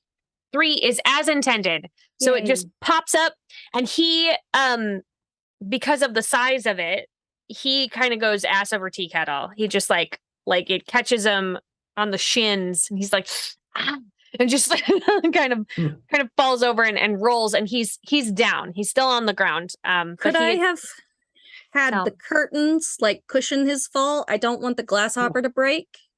Because, like, you know, it's got curtains to hide the side, switch, whatever. Just catch him. Yeah. For 1 more aether point. Okay. I'll say that so that you could sort of like entangle him up so that the grasshopper is safe.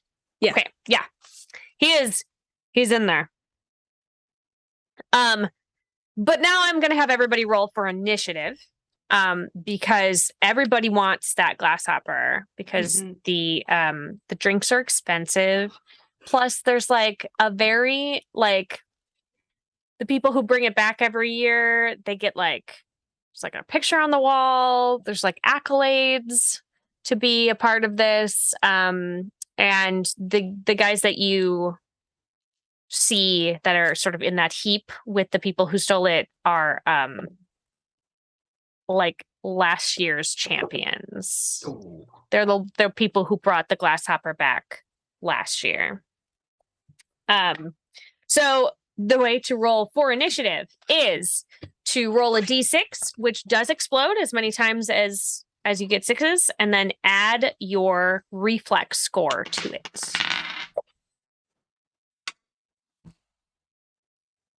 I'm going to as well.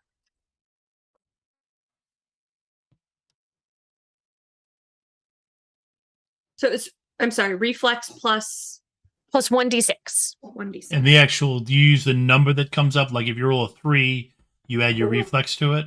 Correct. Okay.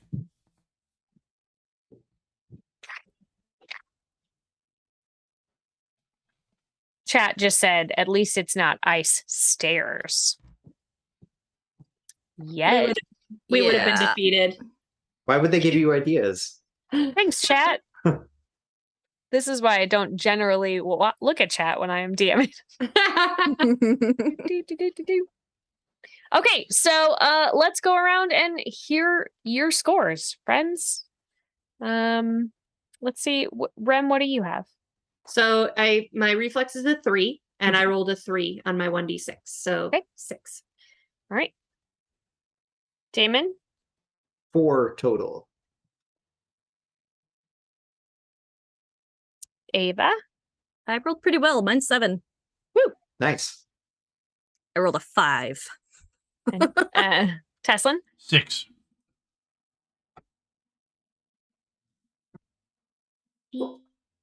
Then we've got...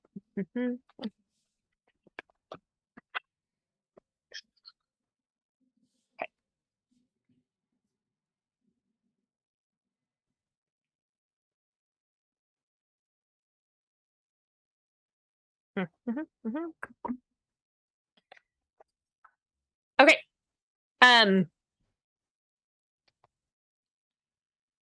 The one holding the glasshopper is up first. And Rat. from inside the curtain, there is, I'm gonna just do it. There's a glitter cannon that goes off. A cannon and glitter? We could be just friends. wait, I love you. And it goes off and it sort of obscures a lot of things that are happening in the hallway. It's like somebody won an elimination reality TV show and they just like exploded glitter cannon. Ava, you are up next. Well, we're just gonna. I don't have a whole lot. They're gonna Uh-oh. risk the ice. Okay. All right. How would you like to try to get across the ice? Are we relying on our brains, on our reflexes? Are you gonna try to power your way through the ice? We're using might. Well, reflexes would be my best bet. Okay. Great. I'm gonna say this is an endure test, because it's very hard to like stay balanced. So it's reflexes and endure to get you over to your thing that you had made. Come on, 6s. I have 3 dice. It's gonna be good. It's gonna be good. No, it's not. Okay, it's gonna be not good. I got a grand total of bupkis. Okay. Here's a thing that you can do. You can buy a success afterwards with Aether. To get you across, you would only need 2 successes. And so it would cost you 4 Aether if you wanted to get across. Or we can embrace the chaos. I'm gonna buy those 2 hits. I'll embrace chaos later. Okay. We'll hold off on chaos until later in the day. You weren't kidding earlier. Did you say that was 4 total or 4 each? 4 total. Okay. So you have made it across to it wasn't pretty, but you made it. You made it over to to your little the thing that you had conjured. And it's empty. Like the curtain is like opened and there's nobody in it. So that was a sort of a check move kind of thing. You could do, I would say you have a bonus action here if you would like to do a bonus action. I don't know if you have anything in your wonders that would be considered a bonus action. You can certainly do some sort of check to see if you can like see where he went or something of that nature. Yeah, that would be really my only move here. There's not a lot of wonders that doing a whole lot for me right here. Okay, that's fine. So I'm gonna have you do a notice.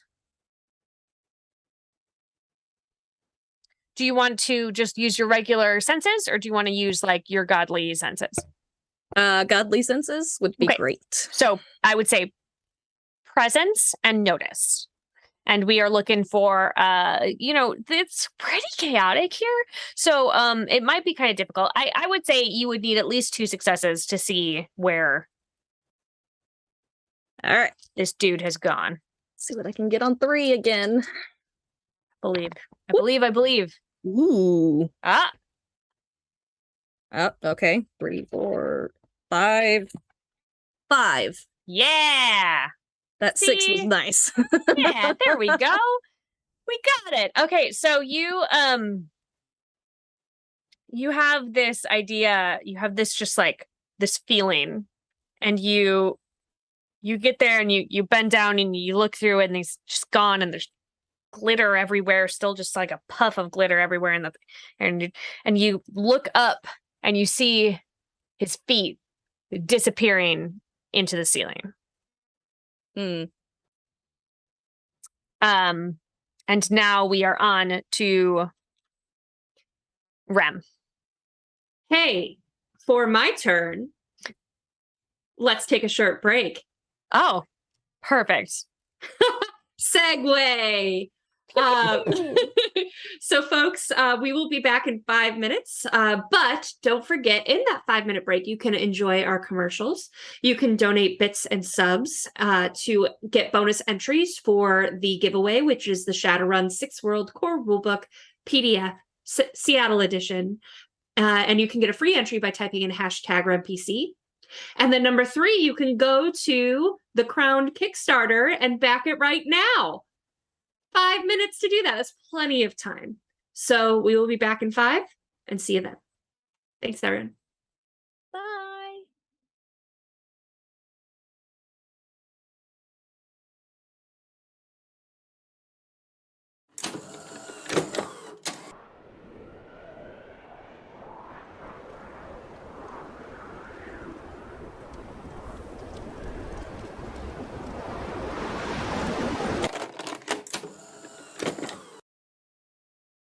Welcome to the 6th world, Shadowrun. Edge Zone. New visuals. Enhanced design. Choose your runner. Collect your gear. Buy the latest cyberware, bioware, gear, magic options, and weaponry. Accept your mission. Fight to survive. Unleash your power. Slow down the competition. Come out on top. Edge Zone, the Shadowrun upgradable card game. Now you make the power plays.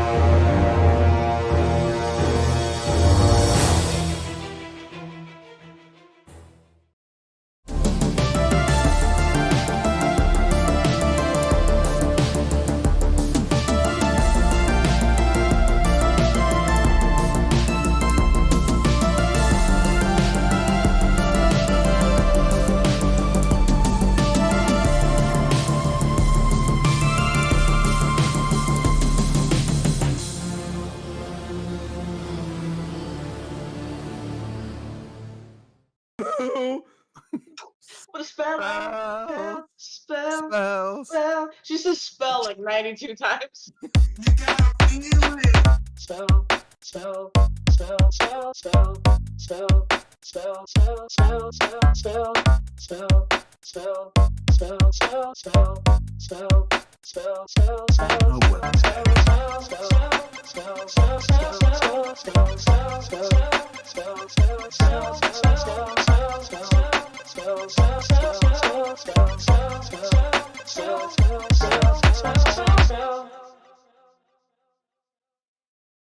Ready to level up your cosplay game? Check out the Geek Forge on Etsy. With a variety of props to give your photos that extra spark, you'll find just what you need. Hold magical fire in the palm of your hand, or take a potion to restore your mana. With a large variety of colors, you can choose your own magical flavor for your cosplay. Bring drama to your photo shoots with these vibrant props and more, all available at the Geek Forge. Are you ready to level up your cosplay?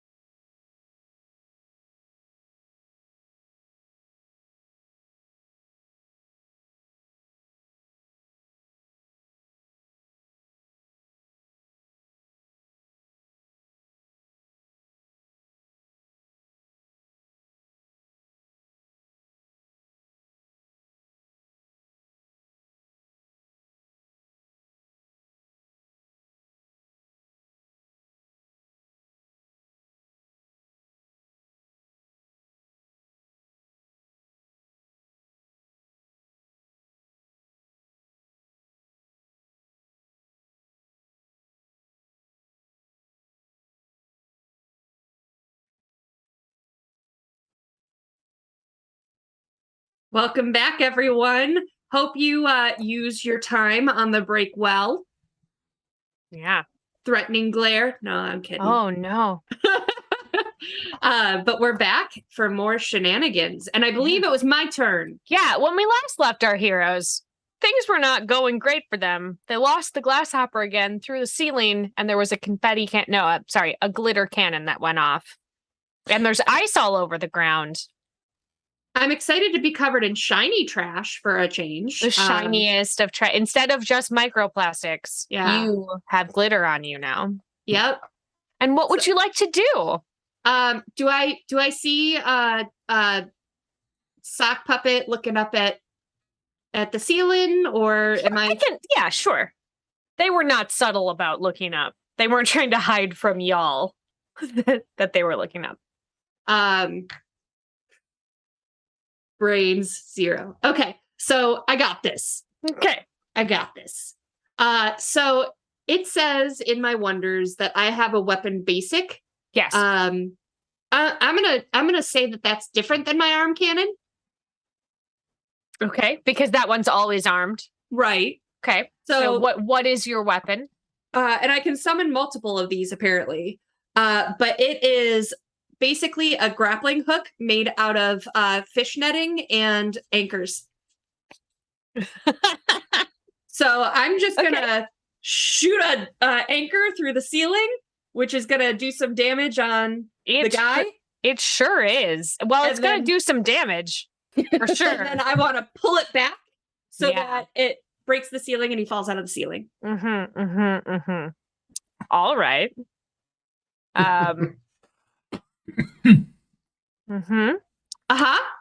Great. So the this god is of collateral damage. Yeah, right. So this is going to be a hit check. And I hate to do this to you, but it is going to be with brains. So 2 dice. Because of where you are trying, like you have to hit it in the correct spot to make him fall out of the ceiling. 2 dice. Yeah, but this is a precision strike, my dear. And so you are looking for 4 successes. That does not mean that you cannot get them, because you could get 6s to explode. Listen, I'm a god. You better listen to me. Or you're going to end up in the ocean. Okay, wow. Poop. But which would just come right back to you. That's not a threat. That's not a threat.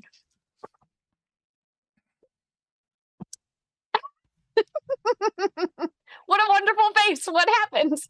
I rolled a 1 and a 2. Okay, yeah. So, you yes, here's what happens. You shoot it up into the ceiling. It hooks on. Fine. Ceiling's sturdier than you thought. And so now you start to retract it, and you just are hanging just between the ceiling and the floor. It's kind of swinging around. Yeah, so that happened. And that gets her over the ice. Yeah, I was hovering anyway. Oh, there's a little pinata action because of where there's a swing happening. There's a big, it's kind of, so now there's just, Jetsam is just sort of creating this obstacle. Useless god in the world. No, useless. I could say that, but I think you've been doing a lot. So, not well. Vending machines is up next. Okay, I see the problem. Problem is, I need to get equipment up to the next level. Okay. And you have to do that all the time when installing vending machines. Sure, yeah. So I'm going to summon right in front of Sock Puppet. Mm-hmm. One of those conveyor belt based lifts.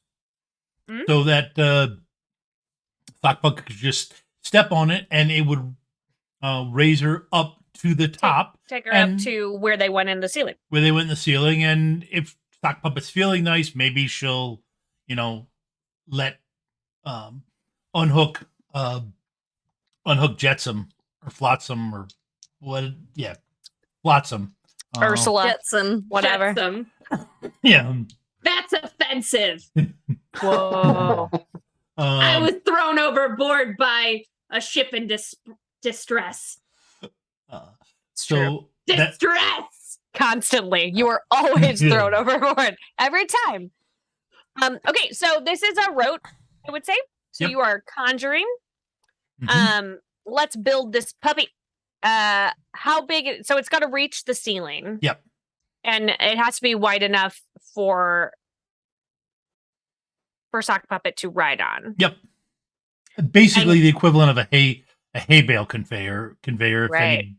anybody else remembers those. Right, that's going to be chunky. Yep. And so I'm putting that at a rank 6 for your conjure, which is going to bump you up the tax bracket and cost a little bit extra. Yep. That's okay. You've got 100 to work with. It is a little bit away from you, but not too far. So it's only 1 rank for distance. Okay. 1 for distance. How long do we want it to be around? Is it just 1 round for her to get up? Are we keeping it so that the rest of the party can also get up? I would say reasonably probably we're going to get it. It probably should stick around for 4 rounds. 4 rounds. Is that a long? I don't know how that bumps it up though. Yeah, no, that's fine. It's just that costs 4. It's 1 per round, so not a big deal. Okay. So do you have any degree discounts? I have a conjure of 3. Woo! All right, that bumps it down. Well, you always have to come up with something. Come up with something brand new to get these machines into some of these old buildings. Sure, yeah, absolutely. So that bumps you up into the next tax bracket because you are doing something kind of big. And so it'll end up costing you 16 points. Okay. Of Aether. But it's working as intended. It appears right next to you, Sock Puppet, and it is already moving, and you can see I don't know how often he has done this for you all before. I have a feeling, that he's like, I don't want to climb. Stairs are stupid. At your mortal enemy, stairs. Yeah. You had this option before. You could have just made one of these and gone up. So it's going. You have the opportunity to move as well. You have a secondary action. This rote was a primary action, so you have a secondary action if you would like.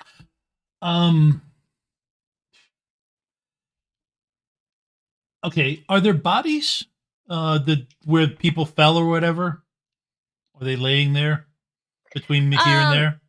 They have not had time to get up yet, so yes. Okay. I mean, they are still alert and wiggling around and stuff, but they haven't. Nobody's gotten up yet. Okay, so I could use them for traction as I go across. Wow. I mean, yes. If they're laying down on their job, you get stepped on. All right. I picture vending machine as a very thick guy, just vending machines. Yeah. Yeah. All right.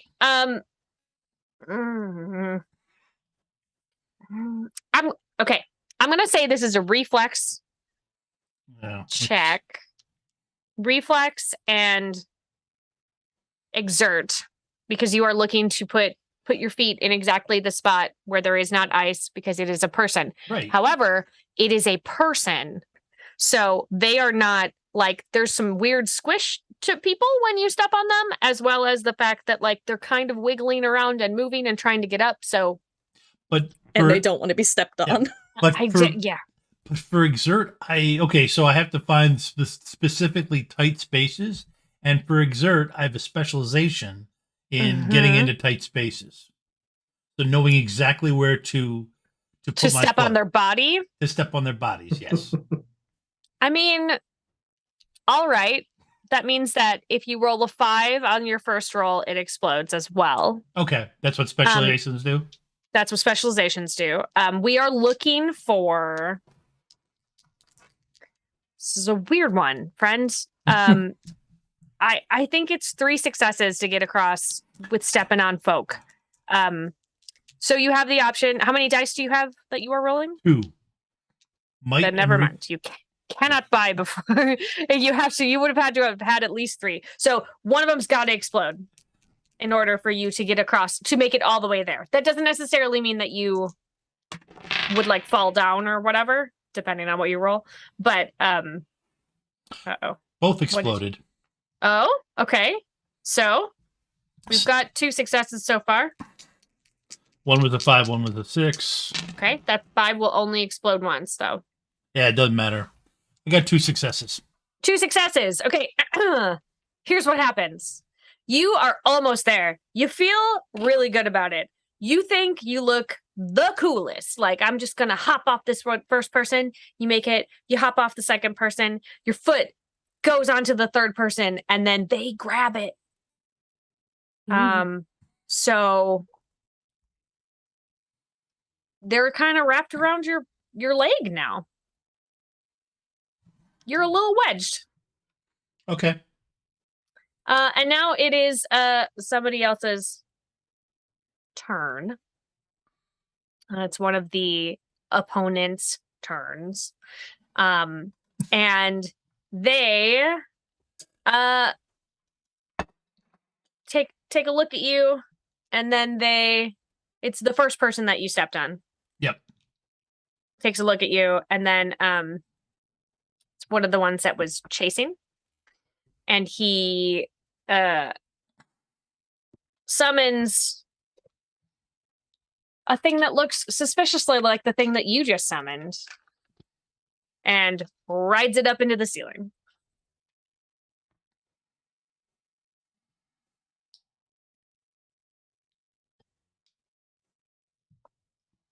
And now it is. Is that the god of anything you can do, I can do better?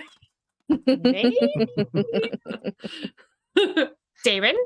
God of plagiarism. It's your turn. All right. Well, I think I would like to try and traverse the frozen sea of bodies to get over to the hay baling conveyor belt and then ride that into the there are 2. Which one is closest? Well, the one that the second one that was summoned is closer. I'll go to that one. Okay. And try and ride that up into the ceiling. Up into the ceiling. Okay, so you don't have to go super far, but we do need you to you can argue for either a reflex check or a brains check, as in how do I move my feet, or relying on like your balance, and exert. Which one would you like to do? I'm going to do brains because I don't have anything in exert. So. Okay. Just a brains. Okay. Check. So you only need, so here's the thing. You only need 1 success. It's not super far away. So you can buy it beforehand for 1 Aether, or you can just. I think in this case, I'm just going to pay the point of Aether to buy the successes beforehand. Great. So I don't want to risk it. So you're able to get across. It's a little stumbly, but you make it get up onto that thing, and it gets you to the ceiling, and then give me a reflex check and endure. Interesting. Thank you to the Raiders who just hopped in. Hi, Raiders. Welcome, Trooper SVPs.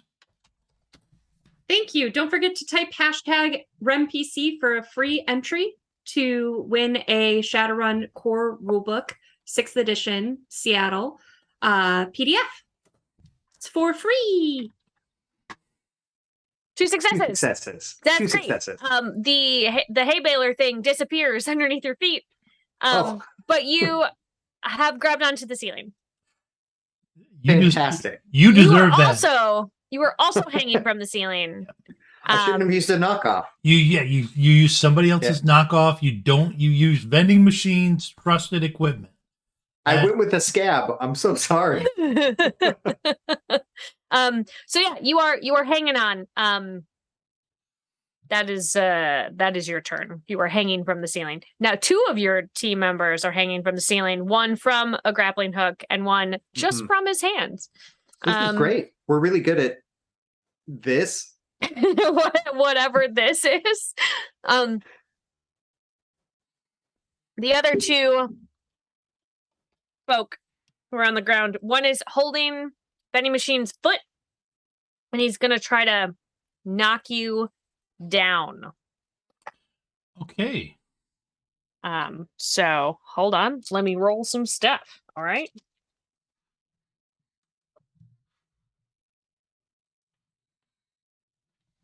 All right.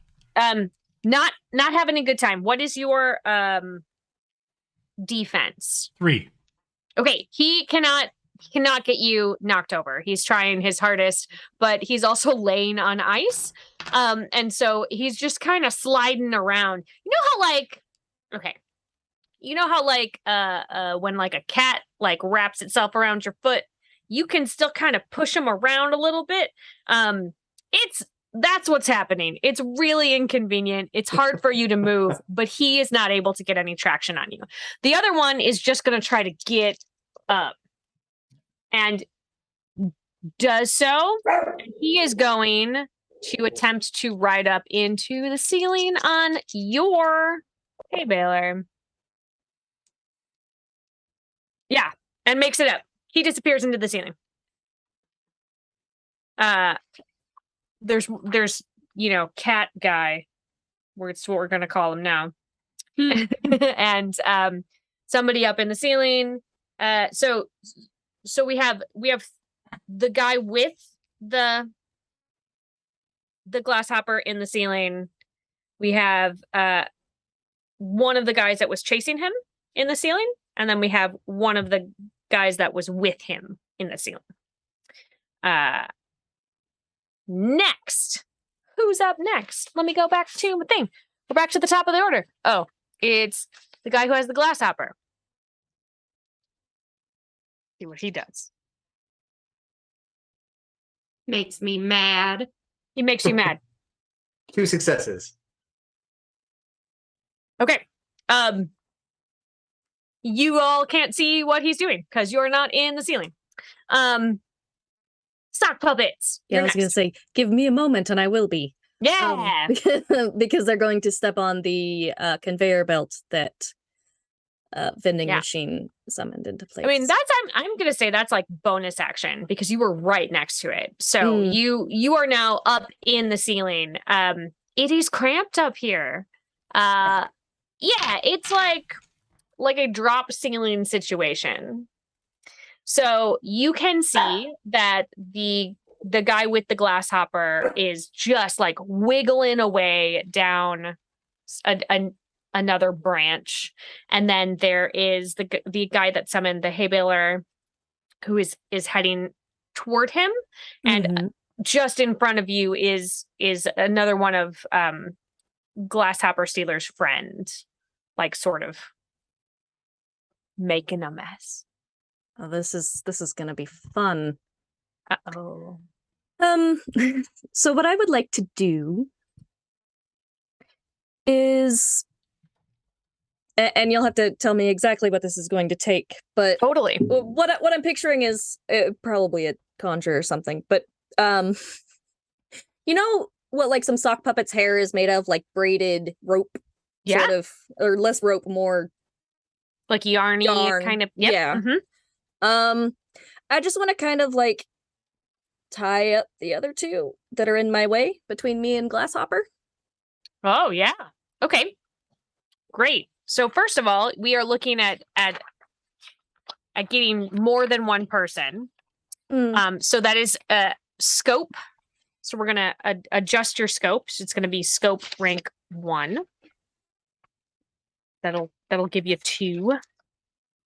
Beep beep beep beep. Scope 1. We're conjuring. They're not super big, these things that you were having. But you're doing 2 of them, so I'm gonna put that at a rank 2 for conjure. Okay. And then you're not trying to damage, correct? Mm-mm. And how long do you want these folk to stay tied up? Let's give me 3 rounds. 3 rounds. Okay. B 3 for duration. That might give my friends enough time to catch up. Okay. So what are your degree discounts? Just 1 for conjure. 1 for conjure. Awesome. So that's again gonna only cost you 5 aether. Perfect. And then if you can give me a D6 roll to see what happens. 2. Minor complication. Okay. You tie up both of you. You reach over, you're like, I got it. You tie them up. But like in your haste, you only thought to tie up their ankles. So both of their ankles are bound together, but their hands are still free.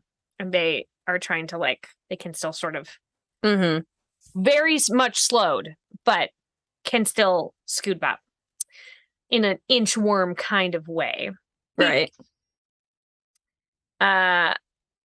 So you did your bonus, you did your primary, which was your thing. You do still have a secondary action if you want to try to move through. That, yes, precisely. Great. Clamber my way over them, through them. Yeah. So there definitely is an over and through situation happening here. So I ask you to give me a reflex check. Reflex and know, so that you know how to get where to get through. All right. It doesn't I got sound, my 2 reflex. I was gonna say, then. I think you probably don't love what I have chosen for you at this moment. Not a fan of no. Okay, I don't know a whole fair. lot. That's fair. Let's see. Oh, that one's cocked. That's a grand total of 0. Yeah, cool. You get basically on top of the one dude and can't go anywhere else. Yeah, Rem, Yeah. you're hanging from the ceiling. Yeah. You know what? Tell me. I'm feeling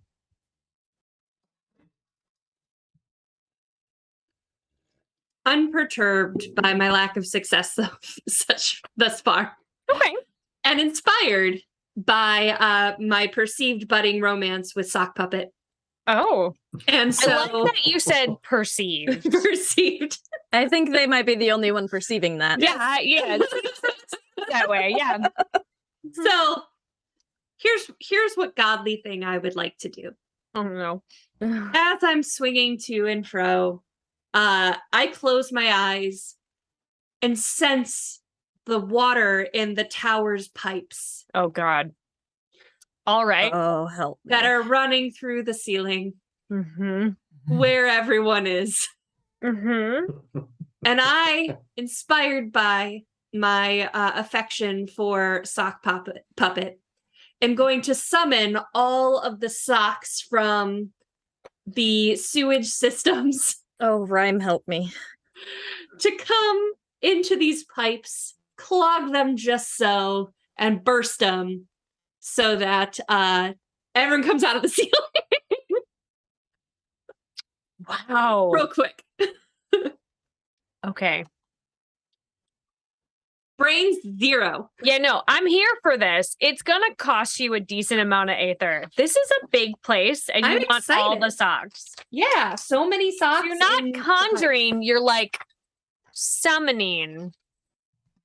Oh boy. All right. I think that there's definitely a distance situation here. We need to account for distance. And of course, I pay thanks to all of the teenagers that have flushed their socks of shame. Oh my God. Oh, no. No.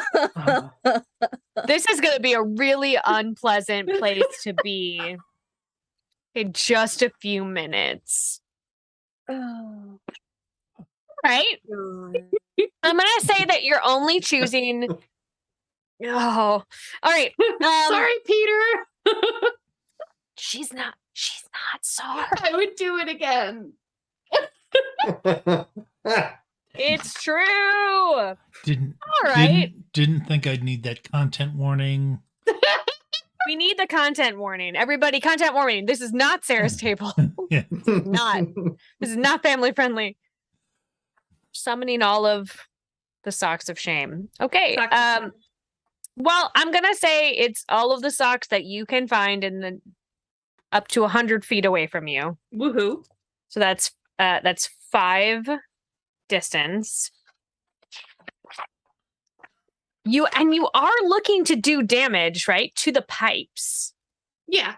Okay, but they don't need a ton of damage because they're just pipes. Right. So one rank of damage. And you don't need it to last very long, so probably only 1 round, right? Yep. 1 duration. 1 and done. 1 and done. Just like never mind. Wow. Listen, if the kids know what that is, it's not my fault. I was very indirect. Yeah, when I'm in that indirect, I get talked to. Well, we're not. People are scolding you in chat, Rem. Okay, go look. it's Billy. Oh, he's not scolding me then. Love you, Billy. All right. I am gonna make you add 1 wild card because it's weird. It's weird. It is weird. Weird. What are your degree discounts, my friend? 2 conjure, 2 distance, 2 guard. All right. So your distance is knocked off. 7, and then there's a thing. It's gonna cost you 14. Not too bad. It's gonna cost you 14. I need you to roll a 6 to determine if there are complications. I mean, Please, no complications. spoilers, there's going to be complications because of what she has chosen to do, even if it goes off as intended. What did you get? You got a 6. Major bonus. Okay. This is just awful. All right. So you. I'm so sorry, Sarah. It's just gross. It's just gross. It's poop water and Yeah. All right. So, and there's still 1 more round of ice. yeah. Just so everyone knows, the ice is still there. So you hear this rumbling in the pipes, and then like a banging in the pipe. Like the sound in a very old building where you're like, oh, that something's wrong with that. We should have that looked at. But it's all the pipes around you. And then 1 bursts a little bit, and then all of them burst. And these are not clean water pipes, my friends. They're outflow. Yeah, definitely outflow. So just like sewage comes flooding out through the ceiling, and it is enough of it that everybody gets washed down back onto that hallway that you were in. Is it warm enough to melt the ice? It is not. The bonus, if you can call it that, the bonus is that the person who has the glass hopper is sort of wedged in the corner in a very like conspicuous, like you can see him very easily at this point. But everybody is back. You know what? Hi, everybody, please give me a reflex check. Just a straight reflex check. Don't add anything to it. Do I get a bonus for having that guy anchoring me in place? I will take it under advisement. You're still standing on ice. Yeah, no, trust me. Unfortunately, I have some experience with what thing I don't expect to be standing. Yeah. You have 2. experience with poop raining down from the sky while you stand on a guy holding your foot while he's resting on ice. No, Hey, man, art imitates life, okay? I've had experience with sewage falling out of the ceiling and being on a slick surface. Wow. That's very specific. I'm super gross. sorry if we're bringing anything up for you. Nah, that's okay. We can go to break if everyone's feeling real uncomfortable. Right? Yeah, we're Yeah. fine. We're powering through. Before anybody gets any ideas, I used to do plumbing and remodeling contracting, so it was a cracked pipe and it had to get fixed. Gross. Well, this is a lot of cracked pipes. Yeah. And how did everybody do on their reflex check? Okay, we got a 0. I got 1. 1. Oh, I got 2? 0. I got 0. No, sorry. 0. You got a 0. 0 successes. Yeah, 0 successes. How did we do, Rem? How did you? I didn't roll. This is something to be celebrated.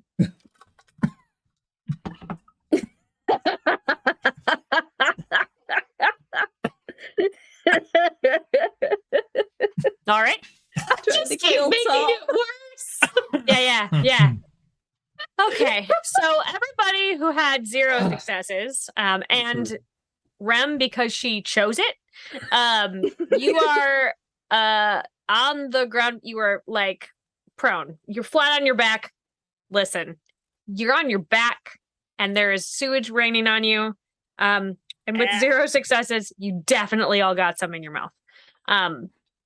For you, sock puppet, with 1 success, you don't get any in your mouth. You're sort of in a heap. Rhyme for that. Your feet are underneath you. But you're still sort of in a heap on the ground.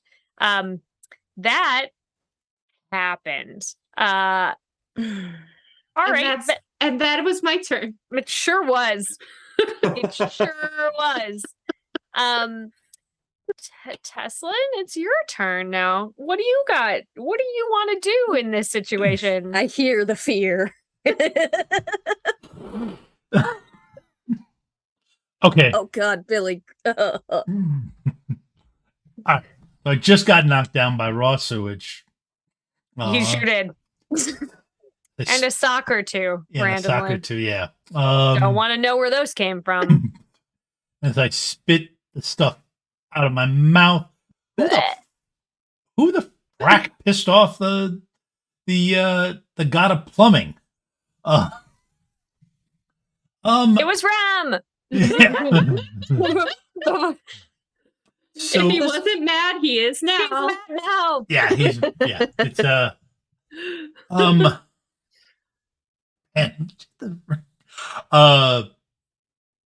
oh, okay. So is my leg free now? But I'm still on ice. I'm gonna say yes, but I'm on ice with chunky water. Yeah. That's the nicest way to describe it. And on your back. And on my back. Okay. Yeah. All right. So there is this thing called pig socks. They are called pig socks because they very greedily absorb liquids. Okay. And soak up stuff. They're used in situations where, say you got a vending machine, like a coffee vending machine, and you have to dump the water. You use those socks to do it. So Okay. I'm going. Everybody's misusing socks. It's shameful. No, this is legit. They're called pig socks. You put them on your hands. They're specifically designed for feet. Yeah. I think we have had plenty of socks being used for non-sock uses Yeah. in this particular adventure. I'm wearing sandals. Yeah. That doesn't make it better. Go ahead. So my thought was I was going to summon a bunch of it and dump them on the guy who's got the grasshopper. Who's got the grasshopper to make it difficult for him to get back up.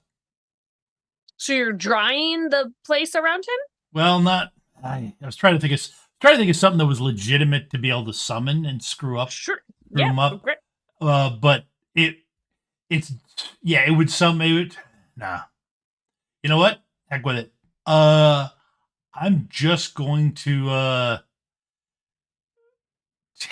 heck with it. I'm gonna go for it. Get on my knees. Oh God. Or get on my hands and knees, kick off of the guy behind me, and just start skating across the ice in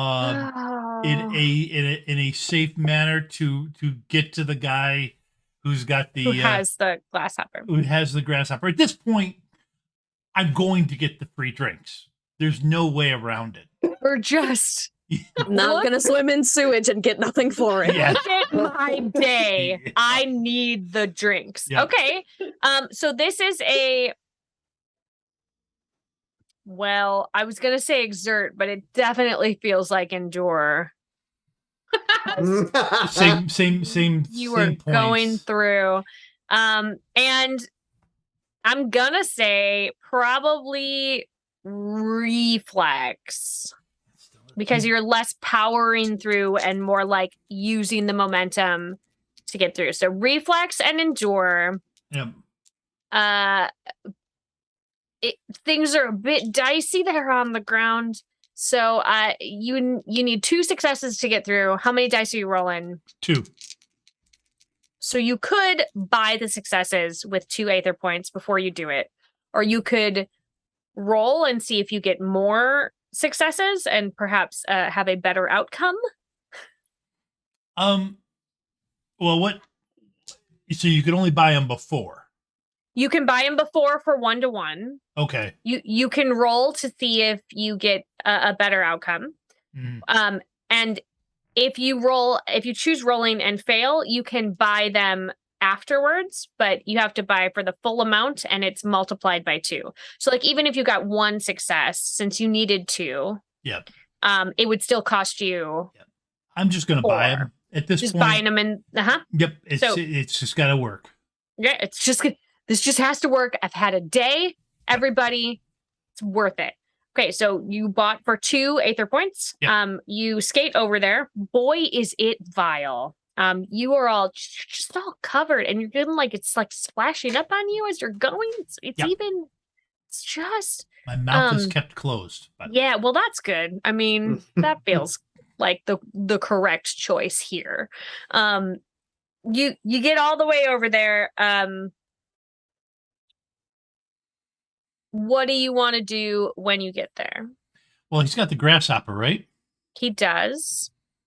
I want to grab the grasshopper and stick it in my pocket. It's the size of a cat. Well, okay, so how does Thanks It Has Pockets work?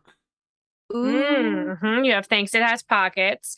Okay, so Thanks It Has Pockets is it could probably fit in the Thanks It Has Pockets pocket. But that means that you have to get it from him. Yes. And he doesn't really want to let it go. So this is another check. And it is a might. Well, hold on. How do you want to get it from him? Well, first thing... Are you just like yanking it away, or are you going to try to yell at him, or like, what is your deal? Well, first thing, as the god of vending machines, I have a mullet. because That that's feels correct. yep. So I've On got this brand. full head of hair that is now full of everything. So first thing I do, I reach to grab it, and then I dog shake. So I basically get my hand on it, then I dog shake so it just sprays. Hopefully right in his eyes. I hate it. Yeah. So it could, would this qualify as weird? Because it's a weird way to Well, weird is more the like sort of divine presency Okay. sort of okay. Oddly, I think this might be an impress roll. I have a mullet. I'm not impressing too many people, so that's not Yeah, but you're trying to like Yeah. it's a splattery sort of distraction-y tactic. Okay. So it's going to be an impress roll, and it's going to be I think presence. presence. Yeah. Nice. He has that strong grip on it, so we need. I need 3 successes. Okay, so I could just buy How many dice do you have? 3 dice. Right? Yeah. You could just buy it, and you have the glass hopper. Okay. However, Yep. there's a crack down the back of the glass hopper Not surprising. because he no. fell out of the ceiling, and it's covered in sewage, and he landed on ice. It still wouldn't change what I was gonna do because once I get it in the pocket, nobody can take it from me. Well, somebody can take the pocket, or rip in the pocket, but it's easier for me to defend it. Mhm. And I'm not gonna be able to fix the glass hopper right here. So I would still go to stick it in the pocket. Okay. And the crack is you know what? The crack is future Jetsams problem. I'm gonna call it that. We're blaming Jetsam. I see. Okay. I mean, that's fair. They're the one that summoned the sewage. Kind of their fault. Yeah, no, I get it. All right, so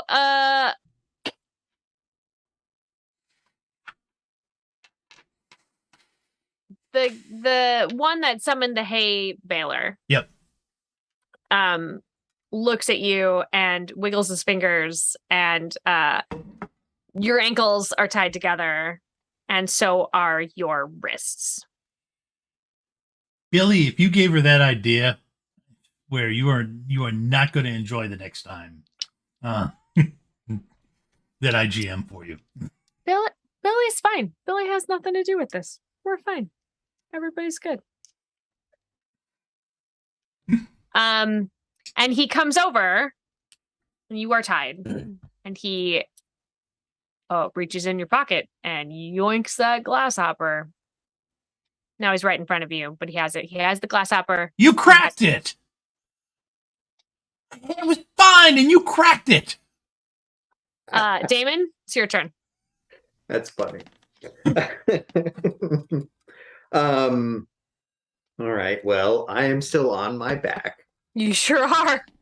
And you're covered in sewage. Hooray. It's a good I take day. you to the nicest places. It's so nice. You're welcome. Okay, I think I would like to get up. Mm-hmm. I think that is step 1. Step 1, stand. Step 1 is stand up. And then how far from the guy holding the glass hopper am I? I mean, things sort of got pushed around and shoved and slid. I would say you're probably, 15 to 20 feet away. Okay. Okay. I think I'm going to do a rote. Mm-hmm. Because I do not have any other weapons. I think I'm going to do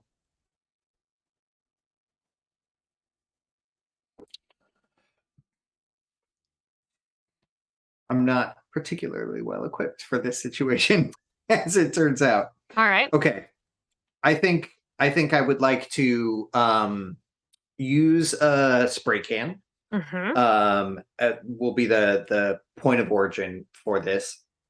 And then I think I am going to do a like a ranged rope with it to I think my goal is to blind him, so I can kind of do a mist of paint out like around his head. Yeah. All right. That's the goal. All right. So it seems like a conjure. You are conjuring, right? Yes. Probably a rank maybe 2. Okay. Because of how thinly the paint would be distributed, I would say. So rank 2 for conjure.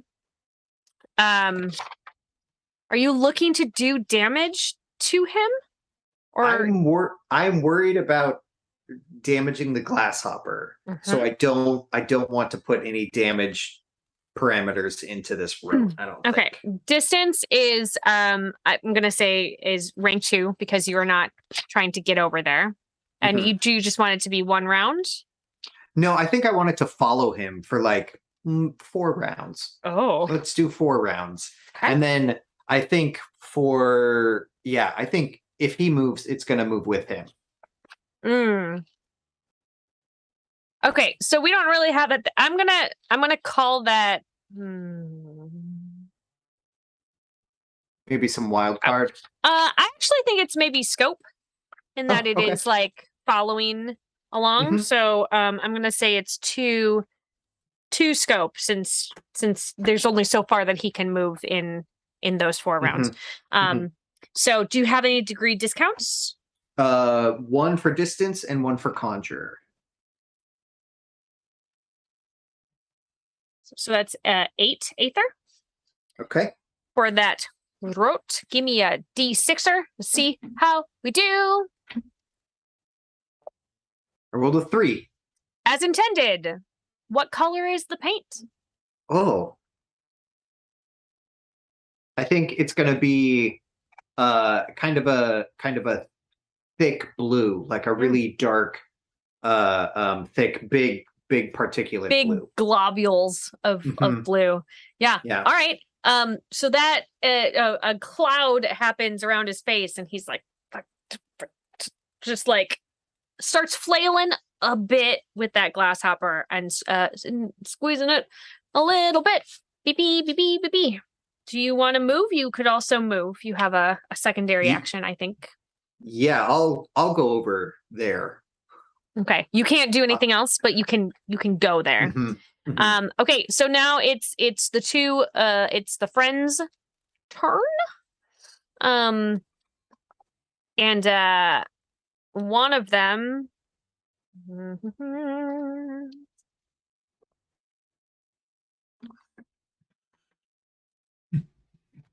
okay. One of them tries to shove you Graffiti out of the way. What is your defense rating? My defense is 1. Okay.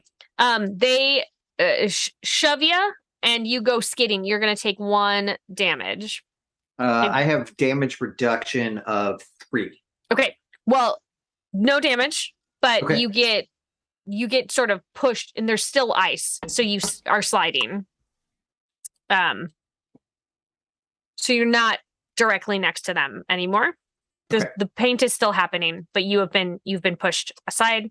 And then the other one,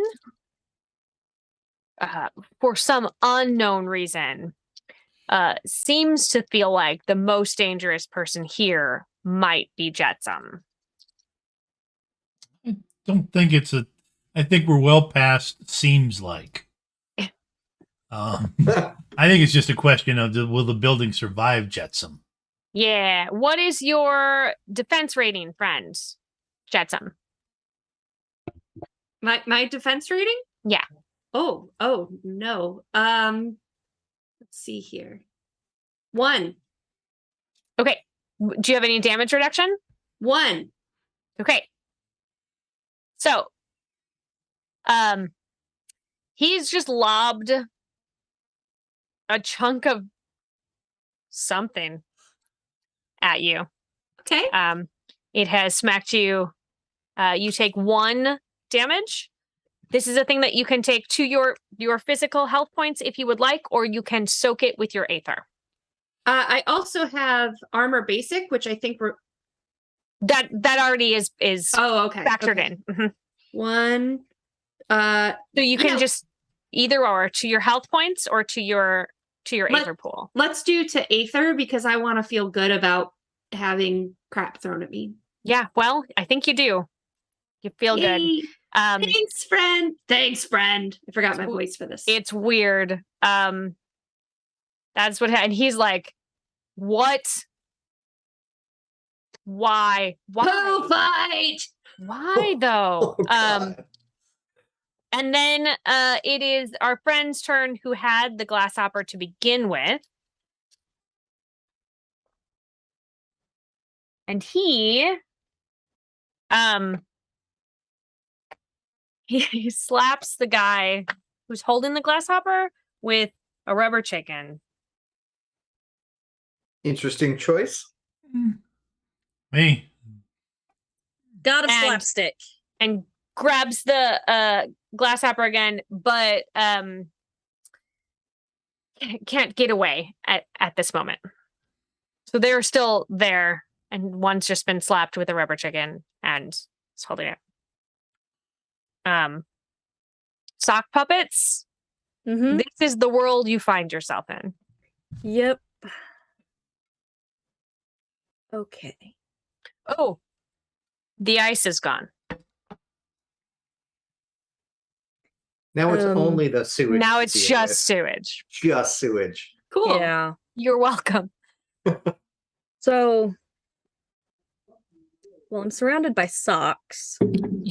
You are. That's a part of what I do. I'm not putting my hand in any of them. Well, that seems wise. But I would like to, gosh. and tell me if I'm overreaching here, but I kind of want to, like, I guess, command order move them and just, like, in one mass and then just, like, reach up, grab the grasshopper and... So you're, like, building a hand out of the socks? Yeah. Okay. This is definitely a rote. Yeah. You're not conjuring anything. You're just, like, moving them around, which definitely can be in your purview, I think. You're making them into one big sock puppet. You're not damaging. I'm going to put some distance on it because you're, like, gathering them all together. So I'm going to do 2 ranks of distance. Beep, beep, beep. How long do you want these to last as part of the thing? 2 rounds, I think. Okay, 2 durations. This would be a really excellent chance to use guard, which protects from physical harm if you are hoping to not further damage the grasshopper. Yes. Yes. That is All why of I'm the using socks. They're fairly fluffy and soft Yep. and, well, honestly, what I do, so. Perfect. Do you want to just reduce it by 1 damage, 2 damage? Like how much are we looking to insulate the socks? I mean, insulate the grasshopper. Let's do 2. 2 guard. Not looking to learn anything. Nobody here has learned anything today. Scope is not, we're not doing that. I'm going to have you take 1 of wild card because of how you are controlling these. So do you have any degree discounts? No, I just have 1 conjure and 1 for damage. So, which we are avoiding. Yes. 2, 4, 6. So that's going to cost you 7 aether. Okay. How's everybody doing on their aether, by the way? Still okay? Pretty good. Yeah. I'm at 80. Right. That's not bad. Yeah. What's 81 87. minus 7? 74. Thank you. You're welcome. Math is not my strong suit. God of math. Everyone hates that guy. Boo. Got a 4 on my d6. Got a 4 as intended. So tell me what your disgusting sewage soaked sock compilation puppet looks like. So, no. Shush. So, all these socks, they're just like laying in the sewage. They all start inching together. Until Reluctantly, they're like, ew. Why? And there's a nice Oh, as they're slurpy. moving. Slurpy. And then they all reach into one mass and then form a hand that just reaches up, grabs the glass hopper from the two of them. And then if possible, I would like the hand to bring it to me. I think it can come back down, but I don't think it can make it all the way back to you. Okay, so it can that's like fair. wrap it around it and so it's at their feet, but I don't think it can make it all the way back to you. Okay. But I haven't moved yet. I could go to it. You could go to it. Absolutely. Yeah. Yeah, let's do that. Okay.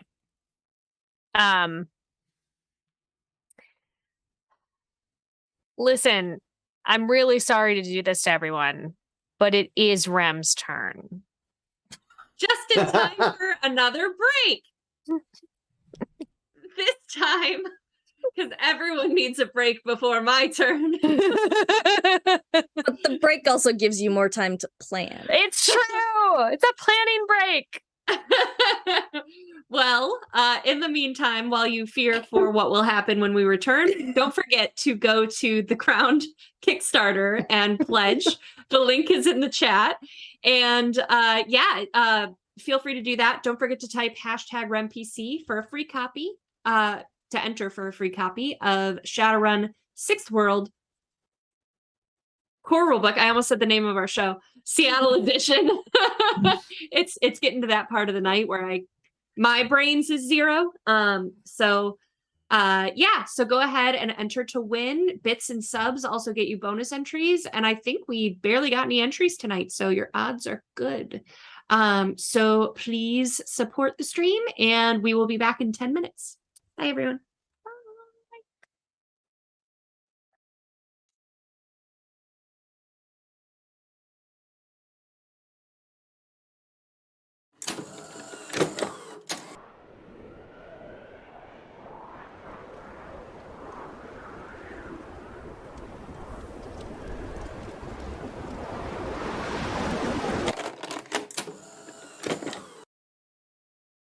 Welcome to the 6th World, Shadowrun Edge Zone.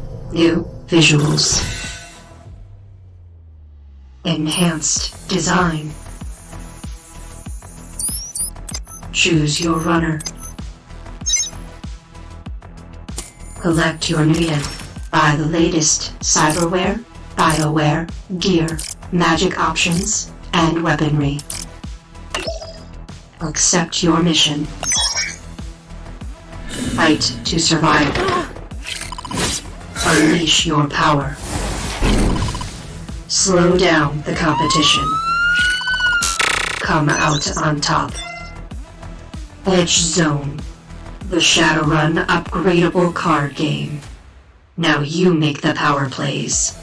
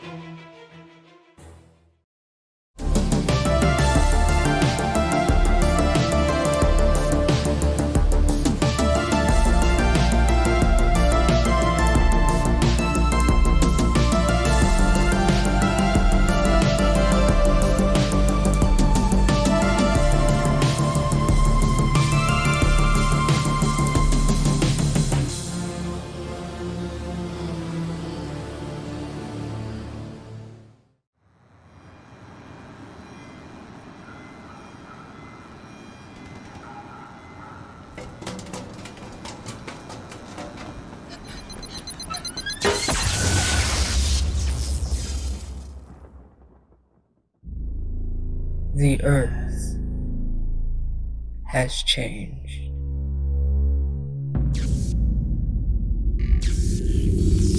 All that once was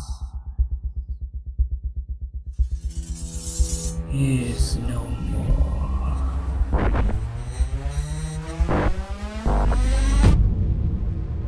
Cities remade.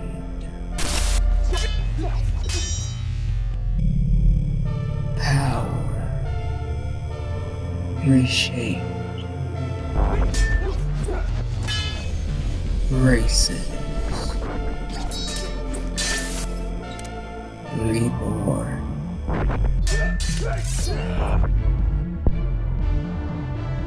Reality reimagined.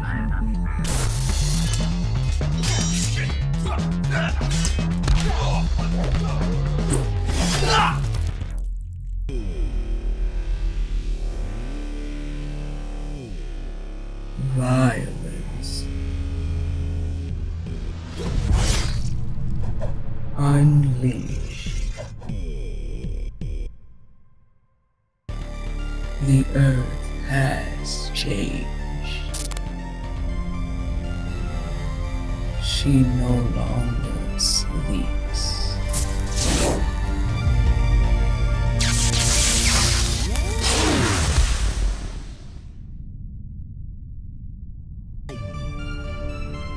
She has awakened.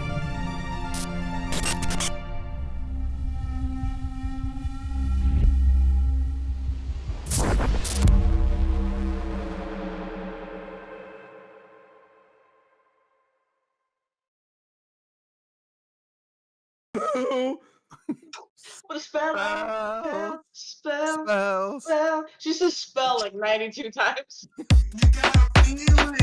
Spell. Spell. Spell. Spell. Spell. Spell. Spell. Spell. Spell. Spell. Spell. Spell. Spell. Spell. Spell. Spell. Spell. Spell. Spell.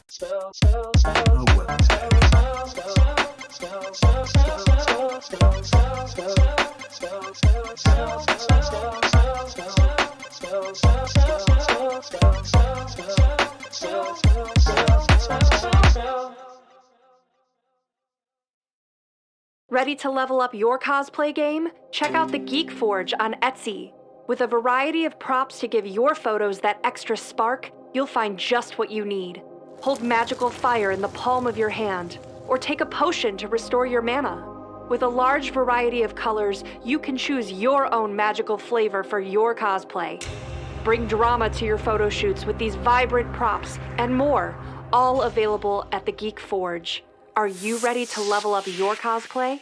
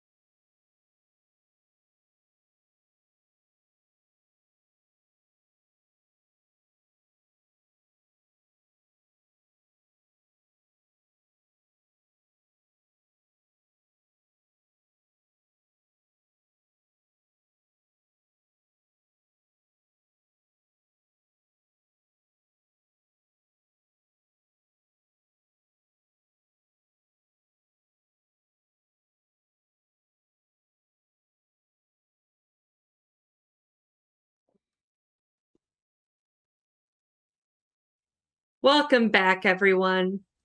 Who's ready for me to take my turn? Go for it. Okay, just, as a quick reminder, the glass hopper has a crack in it, and it is currently wrapped up in sewage-soaked socks. And everybody is covered in literal crap. And it's Jetsam's turn. Surveying what's the up? What? the scene around me. What more Hopefully the could glass hopper will survive this. what more could she do to make this worse? I mean, I'm not sure. Don't ask. Oh, yay! What more can she do to make it worse? Go, Rem, So go. I am going to stand up from my poop angel because I'm having a great time. Well, You're enjoying yourself. This is that's worse. we did it. We found it already. Yeah. She hasn't even done anything yet. Still has the whole turn left. All right. Go ahead. I'm gonna stand up and shake out my seaweed hair in shampoo commercial fashion. And seeing the package of socks around a glass hopper. Yeah. I'm gonna make eye contact with Sock Puppet and slowly approach and kind of extend a hand and say toward her and say, "May I? Oh, may I?"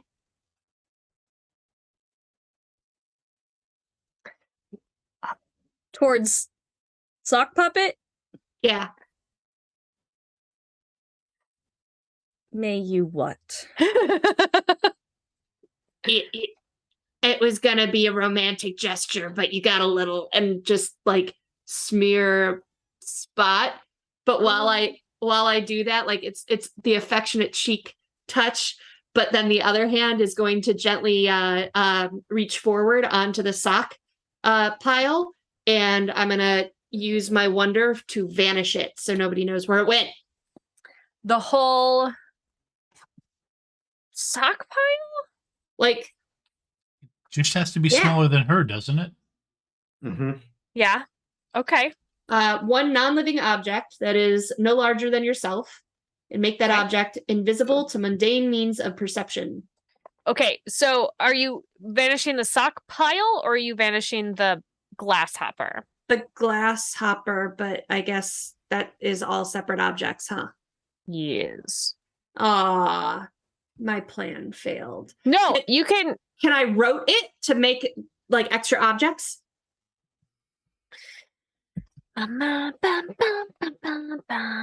Okay, so you wanna make the whole thing vanish. So it looks like she's holding this. Okay. I'm gonna add some wild card in to that. I feel like we can maybe get around it in that like things disappear into the ocean kind of situation. Cool. But it's gonna be pretty high because I'm gonna say it's a level 5. I've been so successful at everything I've tried so far that I've been successful at one thing, guys, and that's bursting some pipes. It was very It was successful. very successful. Okay, so I'm gonna say that it is a level 5, and then it's gonna be because that's a tax bracket, so that's gonna cost you 10 Aether, and then I need you to roll me a D6 to confirm your rote and see how successful you are in making it be 3 What? as intended. 3. Here's the thing that It's like, thank God. here's the thing that I need everyone to remember is that was on the ground and no one was holding it. No, I thought It's in my socks. It's in her socks. Oh, okay. The sock pile is now gone. The I glass thought you hopper walked is over now to it gone. and took it. Couldn't grab it. It's on the Oh. ground. It's Then I will pick it up. I thought she had it, which is why I. Okay. You're holding it. It's invisible. But you're still holding it. I'm cutting your turn off. Cool. You're all done now. Look, it wasn't No more so break. bad. Okay. All right, could have been vending worse. machine, you're up. Okay, I think this is going to be pretty simple for you. Vending machines are stocked from boxes. Boxes Sure. needs box cutters to do it, so Okay. All right. I'm just simply going to do a rote, the same rote I would use to cut open the boxes. I used to cut open my bindings. A box cutting rope. A box cutting rope. Yeah. Okay, so yes. That is within your purview. You are doing 2 targets because you want both of them to be cut. So that's going to be 2 for scope. And again, no one's learning anything here. Distance you don't have to do because it's right out there. I am going to say that you want to do 2 damage to your bindings to make them go away. So 2 for damage. And we're conjuring the box cutter. And because of the size of it, it's going to be a 2 for that. What are your degree discounts? I cannot remember. Conjure is 3. All right. So it's going to cost you 4 Aether. Okay. To conjure and cut that up. So you are free. Not clean, but free. And that was a primary action, was to do that rote. So you still have a secondary, like if you wanted to move or anything. Yeah. I would get up. And is there anybody within, because I assume I would have been able to see Jetsam do that. Is there anybody within, like, up and in within range of her that could conceivably grab her to try and get the grasshopper back? Sure. There's the dude that's right next to you that you took it off of. Okay. Then I would then I'd simply put myself between him and then basically set up a Just a set up a block. Yeah. Okay, Great. Set up a pick like in basketball. All right, you are between. Yes. Great. And now it is his turn. It is hard to move a vending machine. It was hard to move a vending machine. But he summons a box cutter. And he's gonna swing at you with it. This is the god of copycats. Mimicry?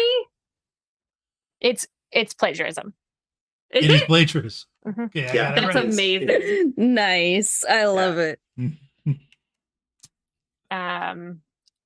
Okay. What is your defense 3. and your damage reduction? If you That have would be any? under degree discounts. No, there should be a thing if you have Damage reduction 1. okay. He cut you with the thing for 1 point of damage. You can if you would like, you can take that to your physical form, or you can soak it with Aether. I'm going to take it to my physical form. He wants to start a knife fight. It ain't going to end well for him, but I'm going to use that for incentive. Catch you. It's weird. All right. Graffiti. Look around you. This is not a typical day, I think. It's a scene. I think I've been hanging out with these people long enough that this is pretty standard. I'm so sorry. It's not great. I do have a question about vending machine. When he gets cut with a box cutter, do snacks fall out? Because I mean, really am about that friendship right now. Maybe on his turn, he can do a rote to make his blood be like Skittles or something. I don't know. It's only But- been one hit though. That's only the B, and now we need like the 5. Right, that's true. Two Right, you'd have buttons. to hit Yeah. 2 buttons. I like One- it. He blocked the other buttons, so. All Thank right. you. That was my Well, question. I'm not planning on hitting any of his buttons for Skittles or anything else.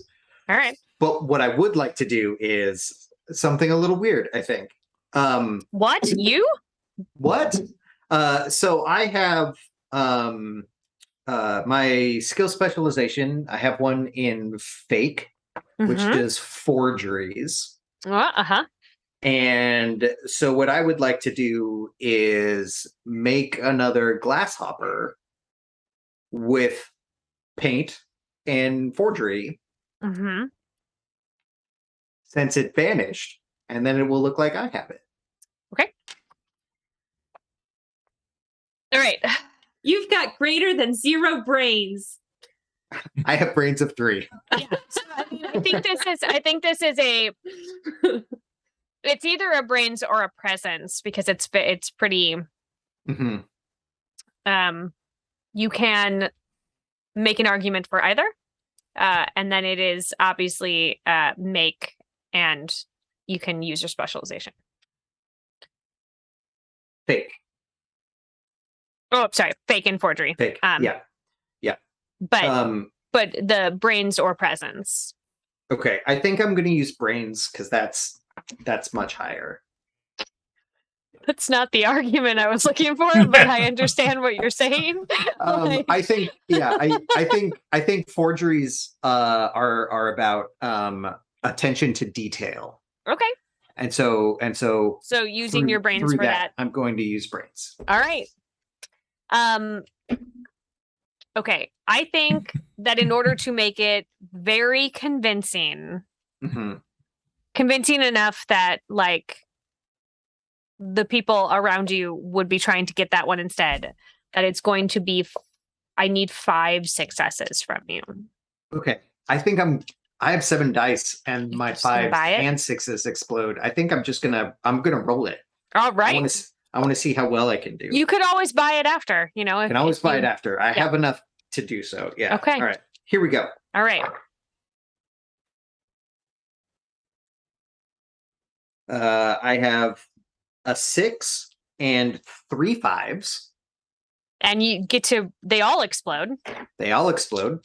I'm gonna roll them a little separately because the 6 is the one that could potentially Could continue potentially going. continue to explode. Mm-hmm. So I've got different dice. Mm-hmm. Because he's fancy. The 6 fails me, but then the 5, 2 of the 5s were additional successes. I got another 5 and another 6. So we got So, 6 successes. mhm. And you only needed 5. So you whip this up, complete with the crack down the back. Like Ooh, you nice. you got it. And what are you Uh, doing with it? And then I'm gonna say, "Ha ha!" and run away. All right. Great. You do that. Probably can't get that far. You cannot. You know. There's a lot of sewage. No, there's not any ice anymore, but the sewage is gross and was not conjured, so it's real and will stay forever. All right. Somebody is gonna chase ya. One of the goons.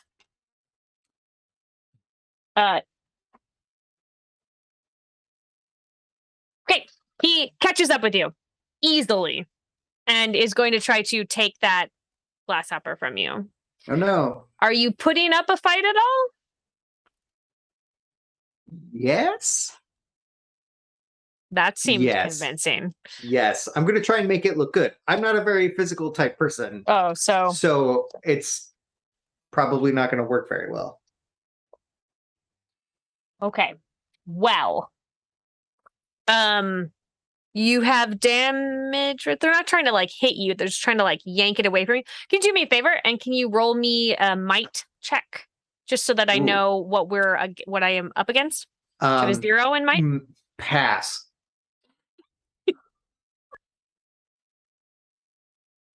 All right. I have a 0 in mind.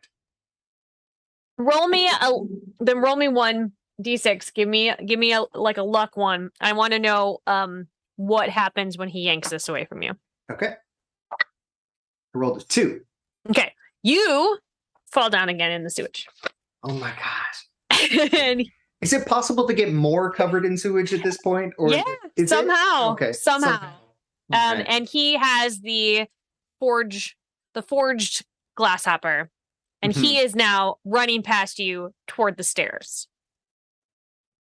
Oh no, he's getting away. Don't stop. Come back. Oh no. The other guy, the other like lower level dude, somehow like just stuck in some kind of muck situation is in one place. The guy who originally had the one that slapped somebody with the rubber chicken.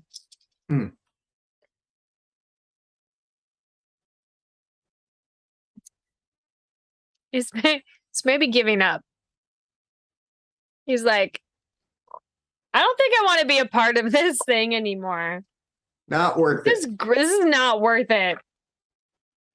And he like is just starting to like head off a different direction. So you've got one running away with a forgery. You've got one who's given up and is on his way. You've got one that's still there but is like mired down in disgustingness. And then you have the one that has the box cutter. And it is Sock Puppet's turn. Sock Puppet is going to take the invisible mass. Gross. Yeah. I'm gonna need to clean out my pocket after this. Oh no. Because they also have a portable pocket. Thanks, it has pockets. Yes, it's great. And so they're I picture them like dressed in basically like show blacks, but yep. But they've got a jacket, so they like open the jacket and the pocket's right there on the inside, and so in it goes. It slurps inside. I can't remember what I had stored in there. Nothing you're gonna want to use anymore. Nope, yep, it's all gonna be. And then they're going to tell Jetsam, give chase, make it look good. And then head back towards the bar, and I'm gonna let vending machine take care of the guy with a box knife. Okay. It is Jetsam's turn. You have been given instructions. Do you follow them? Absolutely. For you, anything. Adorable. And I'm going to take off toward the staircase where the decoy glass hopper. I almost said goose hopper. Goose hopper. That's different. Yeah, depending that on sounds terrifying. If he had rolled a major complication, he might have made a goose hopper instead of a glass hopper.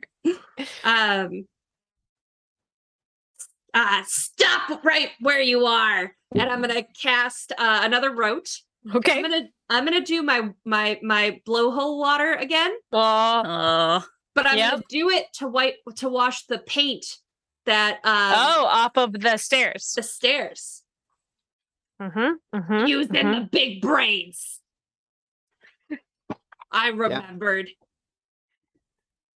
I don't remember how much that blowhole cost you earlier. Do you remember? Was that the first one I cast? Yes. 5. Great. But that was to add ice to it. So only 4 then, because that once a wild card was 1 wild card. So 4 for the blowhole. And we're not having ice on the stairs? No, because I'm just washing the paint away. It was suggested. I'm just saying chat wanted ice stairs. Okay. You know what? I still have 70 points, Aether points. Mm-hmm. Let's wash it and then freeze it. Back to 5. Cool. It's fine. Roll a d6, please, and thank you, to confirm said route. 1. Major complication. Yeah. Good. This is good. Here's what happens. You make the ice stairs. You wash away the thing. It freezes into ice stairs. And you know what else it freezes? The door to get down back onto the level of the bar. Haha, as I intended. I got you now, you thief. Yeah, good. We did good. Everybody feels good about this moment. I'm pretty sure Sock Puppet's going to be so proud of me. So proud. So proud. Vending machine, it's your turn. What are you doing? I wonder. There's dude with a box cutter. Well, you know what? And uncharacteristic to me, I've had a weapon the entire time and I haven't used it. So this actually seems like a good time to hit them with. It's one of the wonders of weapon standard. And what is your weapon standard? It's your a hammer. hammer? Yes, it's a hammer. Okay. Super duper. All right. So, in order to hit them, you need to get 3 successes. Okay. What am I rolling? Anything above that would be more damage. This is a hit, and this is a might. Hit and might together. Okay. That gives me 3. So you need 3 successes to hit them. Any successes above that will become extra damage. Can where on them are you hitting them with a hammer? Go for the knee. The hand that's holding the box cutter? The hand that's ouch. All right. Get him. Okay. So I got 2. And I needed 3 to hit him, so I'd have to buy another one for another 2. Well, you'd have to buy the whole thing. Oh, okay. So it would cost you 6 to hit him, but it would hit him where you wanted to hit him. Yep, I'm costing it 6 then. Okay. So you hit him on the hand with a hammer, and that hurts. Yes. Unfortunately, it's another thing I'm experienced with. Yeah, so you clock him good, and he drops the box cutter, which disappears because it was conjured. Are you moving? I think we're done with this. Okay. Beep, beep, beep, beep, beep. And it's his turn. Okay. He got hit with the hammer. He doesn't like it. He is thinking he abandons. It's like, forget it. Ouch. I'm gonna go home. So we're out of combat. The door is frozen. To get back down a long to the way around? There is a long way around. More pressing, I do believe, is the fact that there is a crack in the actual glass hopper. Yeah. Can we fix that with magic? I don't know. What's everybody got? I want to say that you're going the long way around. It's going to take you a bit of time. So everybody is a little just like they've all left because they think that they have the glass hopper, right? Mm-hmm. Or they got hit with a hammer. So they left. Oh, no, that specifically says living thing. Damn. Well, the glass hopper is a living thing in that it is the bartender's familiar. Oh, perfect. Can I use healing hands on it? Yeah. I would say yes. So yeah, well, once we're out of the woods, I'll dig it out of my pocket. Yeah, it's Just, gross. Does yeah. anybody want to wash their hands? I like lean my head over so I can have clean water come out of my blowhole. All right.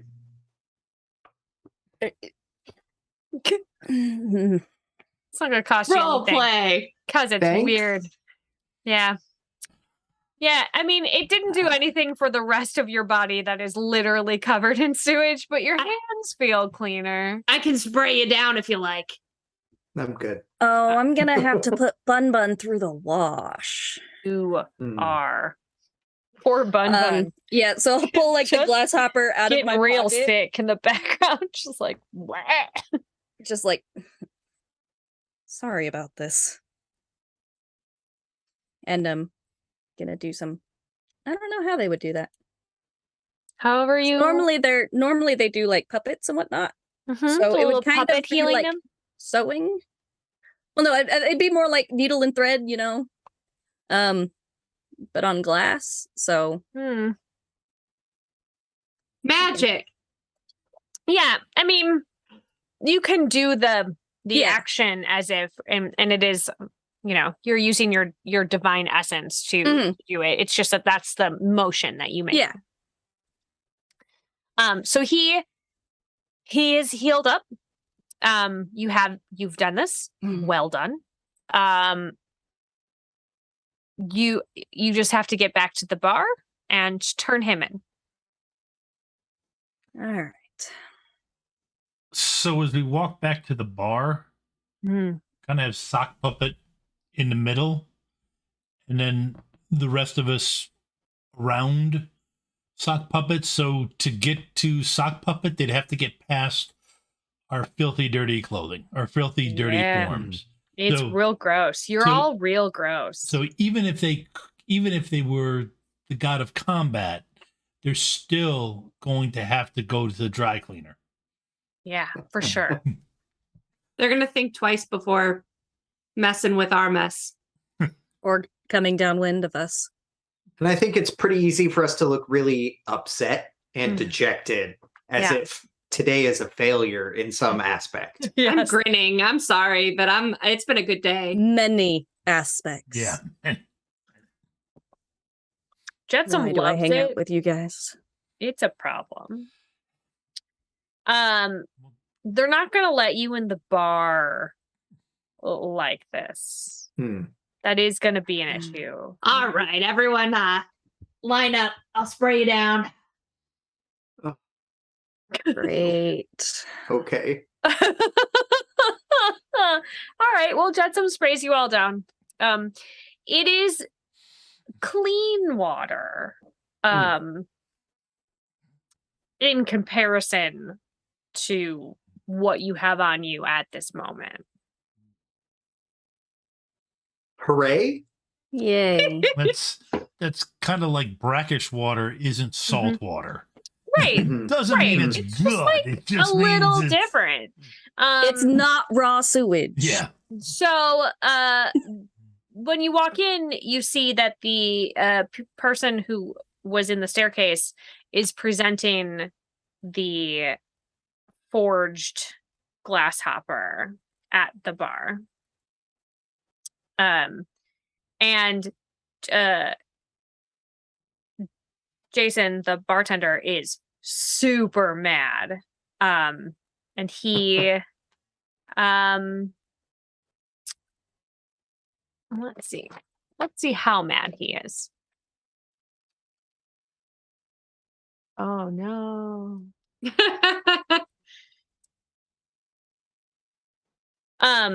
He picks up that forgery, shatters it, and then he turns that dude's hand into glass. Cool. I could have been turning people's hands into puppets. I mean, it depends on how powerful you are.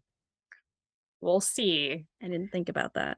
I mean, he's the bartender. They got divinity coming out, Mhm.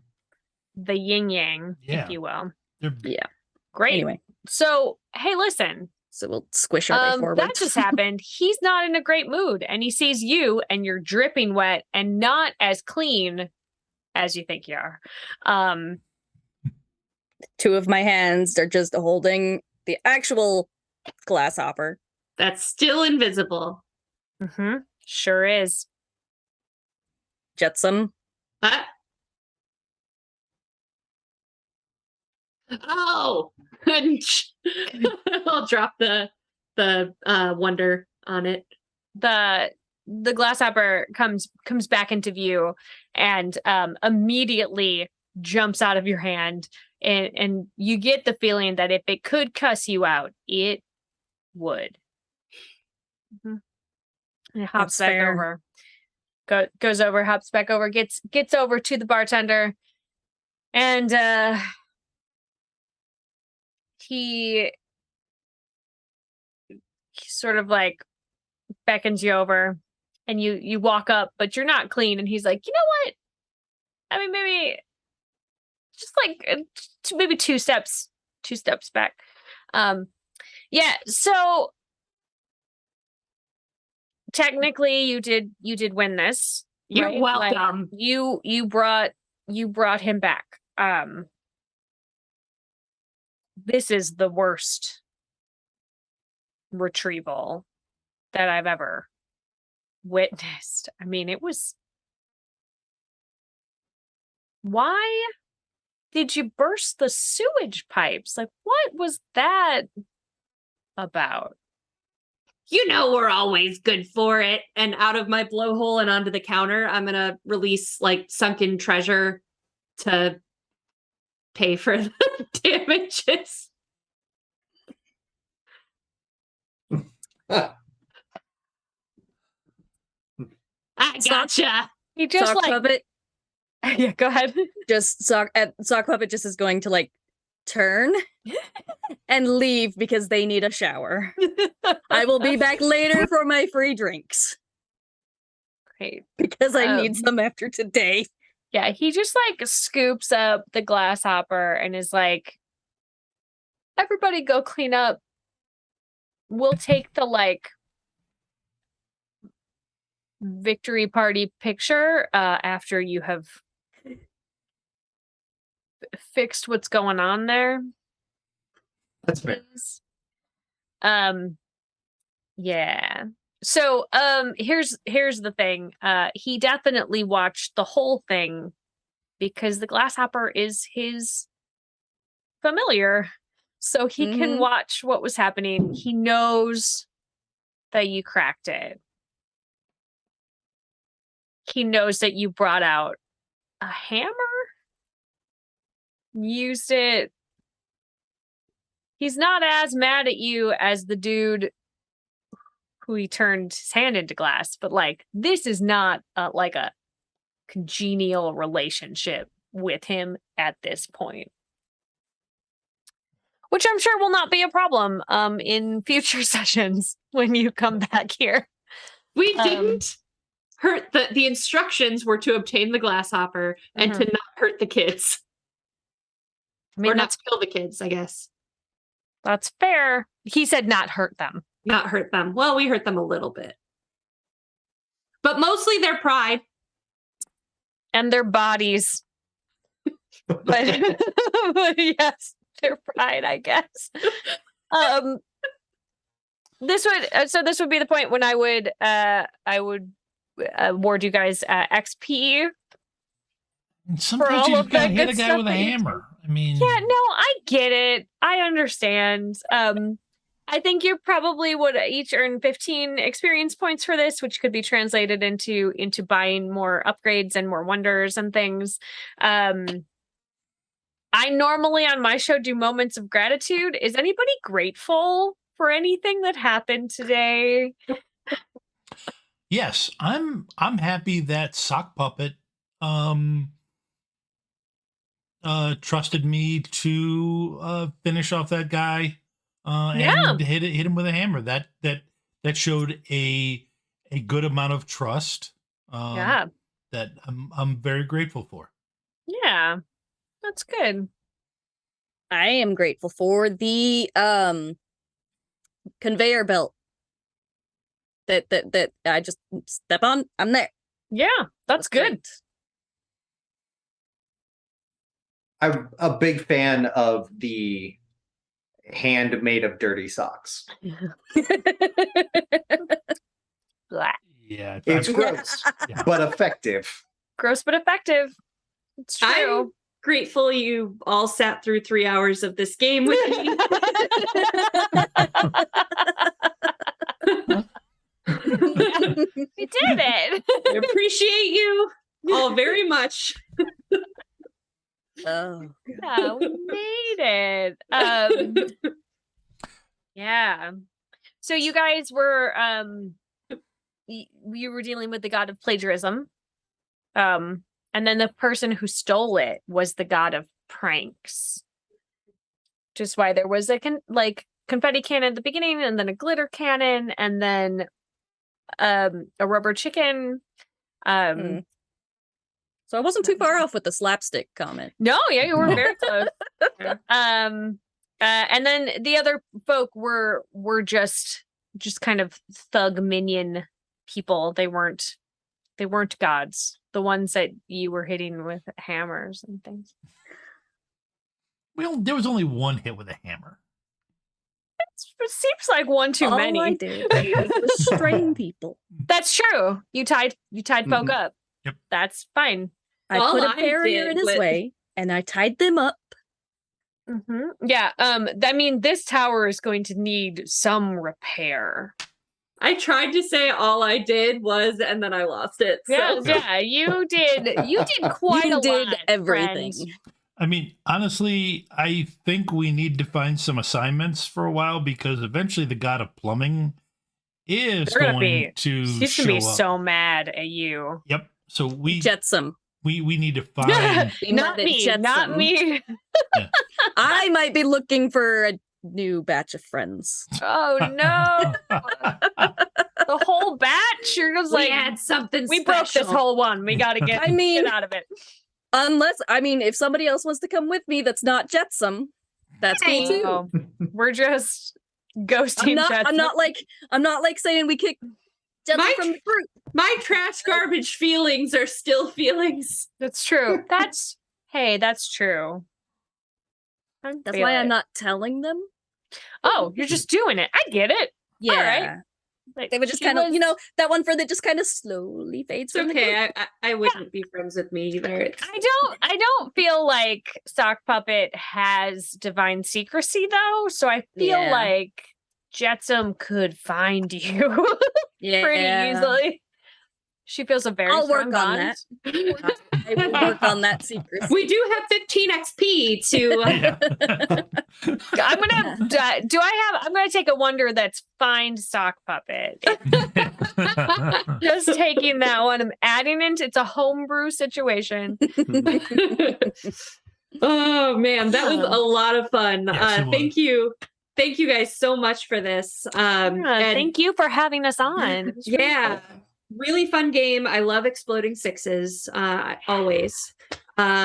Mechanics were, pretty easy to read, and you guided Cool. us through it, and it was a fun little story, like easy little mission that we screwed up in all the worst ways, and The best ways.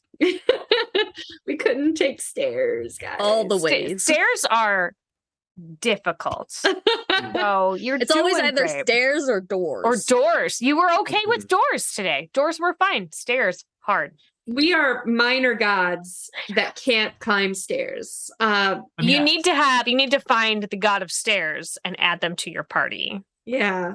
Be like, get on fixing these. Fix 'em up. I mean, I had a plan for the doors. I didn't have a plan for the stairs. Nobody has a plan for the stairs, Well, thank you all for tuning in with us. We do have our drawing at the end of the show. So last chance to type hashtag RemPC in the chat or donate bits and subs to get bonus entries. And we will be right back after a short break with the winner. Whoop, whoop, whoop.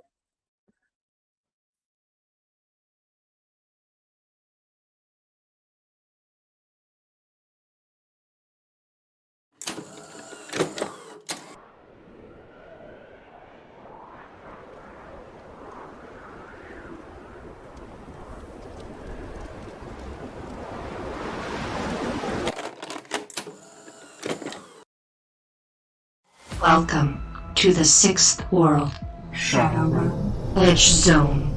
New visuals. Enhanced design. Choose your runner.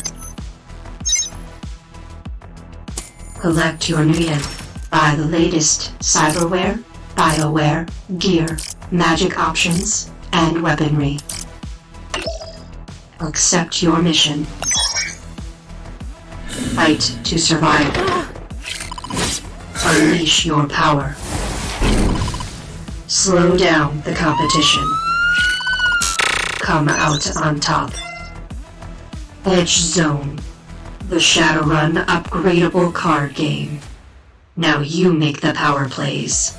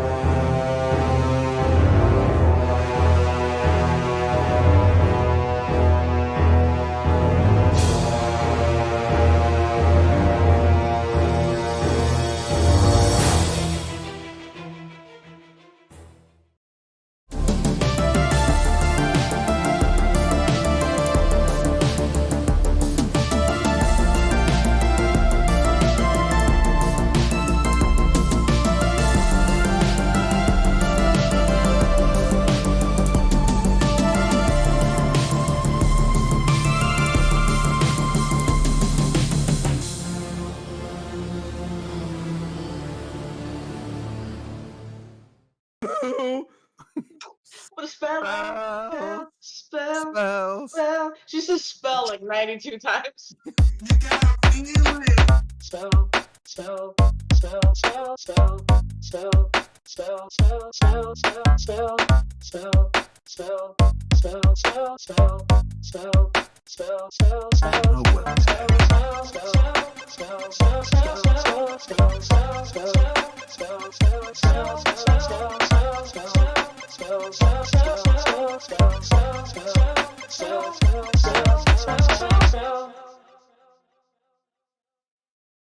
Ready to level up your cosplay game? Check out the Geek Forge on Etsy. With a variety of props to give your photos that extra spark, you'll find just what you need. Hold magical fire in the palm of your hand, or take a potion to restore your mana. With a large variety of colors, you can choose your own magical flavor for your cosplay. Bring drama to your photo shoots with these vibrant props and more, all available at the Geek Forge. Are you ready to level up your cosplay?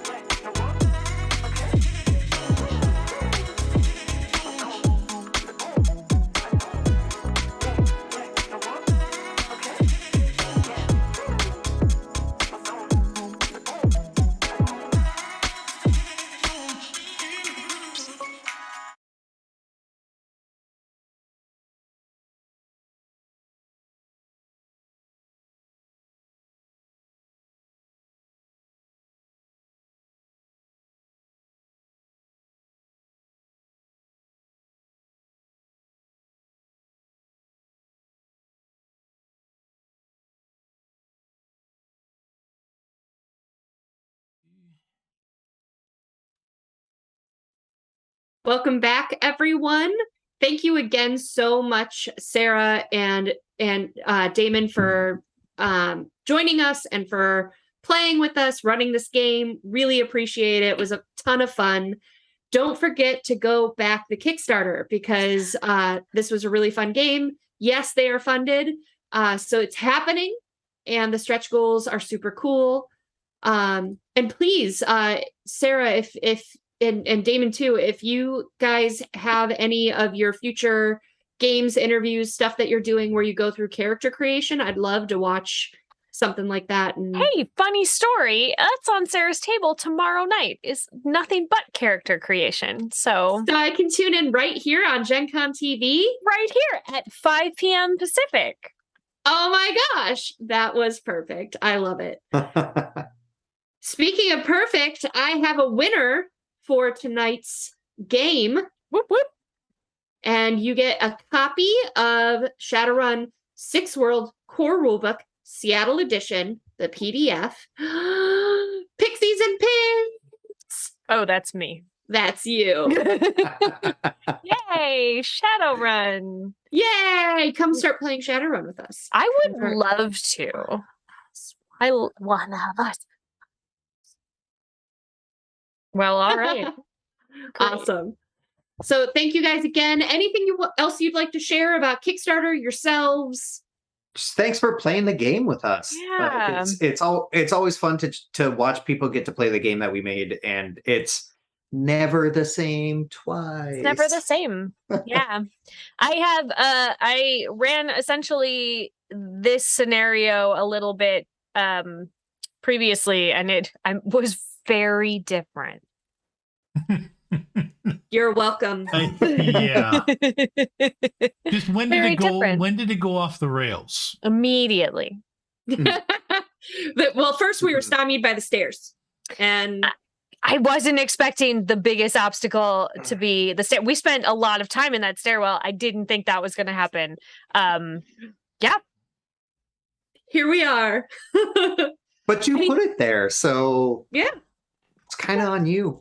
Yeah, I think. it's basically my fault for sure. No, I take some credit for it, some blame for it. I should have known right away that the proper thing to do was hit it with a hammer. Once I hit it with a hammer, I should have been faster at that. You should have just. Okay, I just folks at home, I want you to understand. Please don't take the lesson from this be to just hit everything with a hammer. That is not they really what I shouldn't. wanted. have It's as a not hammer. what I right. wanted The you answer to is learn. to clog the plumbing with socks. That is also not bad. the answer. Also bad. I don't know what I want you to have learned from this. Maybe nothing. Maybe just buy the game. Learn that chaos is fun. Yes. Oh, chaos. Embrace it. Embrace it. Awesome. Well, we will be back next week with Emerald Glitch. So our Shadowrunners will be back. And our special guest next week is Hal Melson, who will be walking us through the beginnings of Shadowrun character creation. So fun stuff. Dope. And we'll see you next week. So thank you everyone so much and have a good week. Thank you, Thank you so Sarah and much. Damon, Thank for you. joining us. Having fun. Yeah.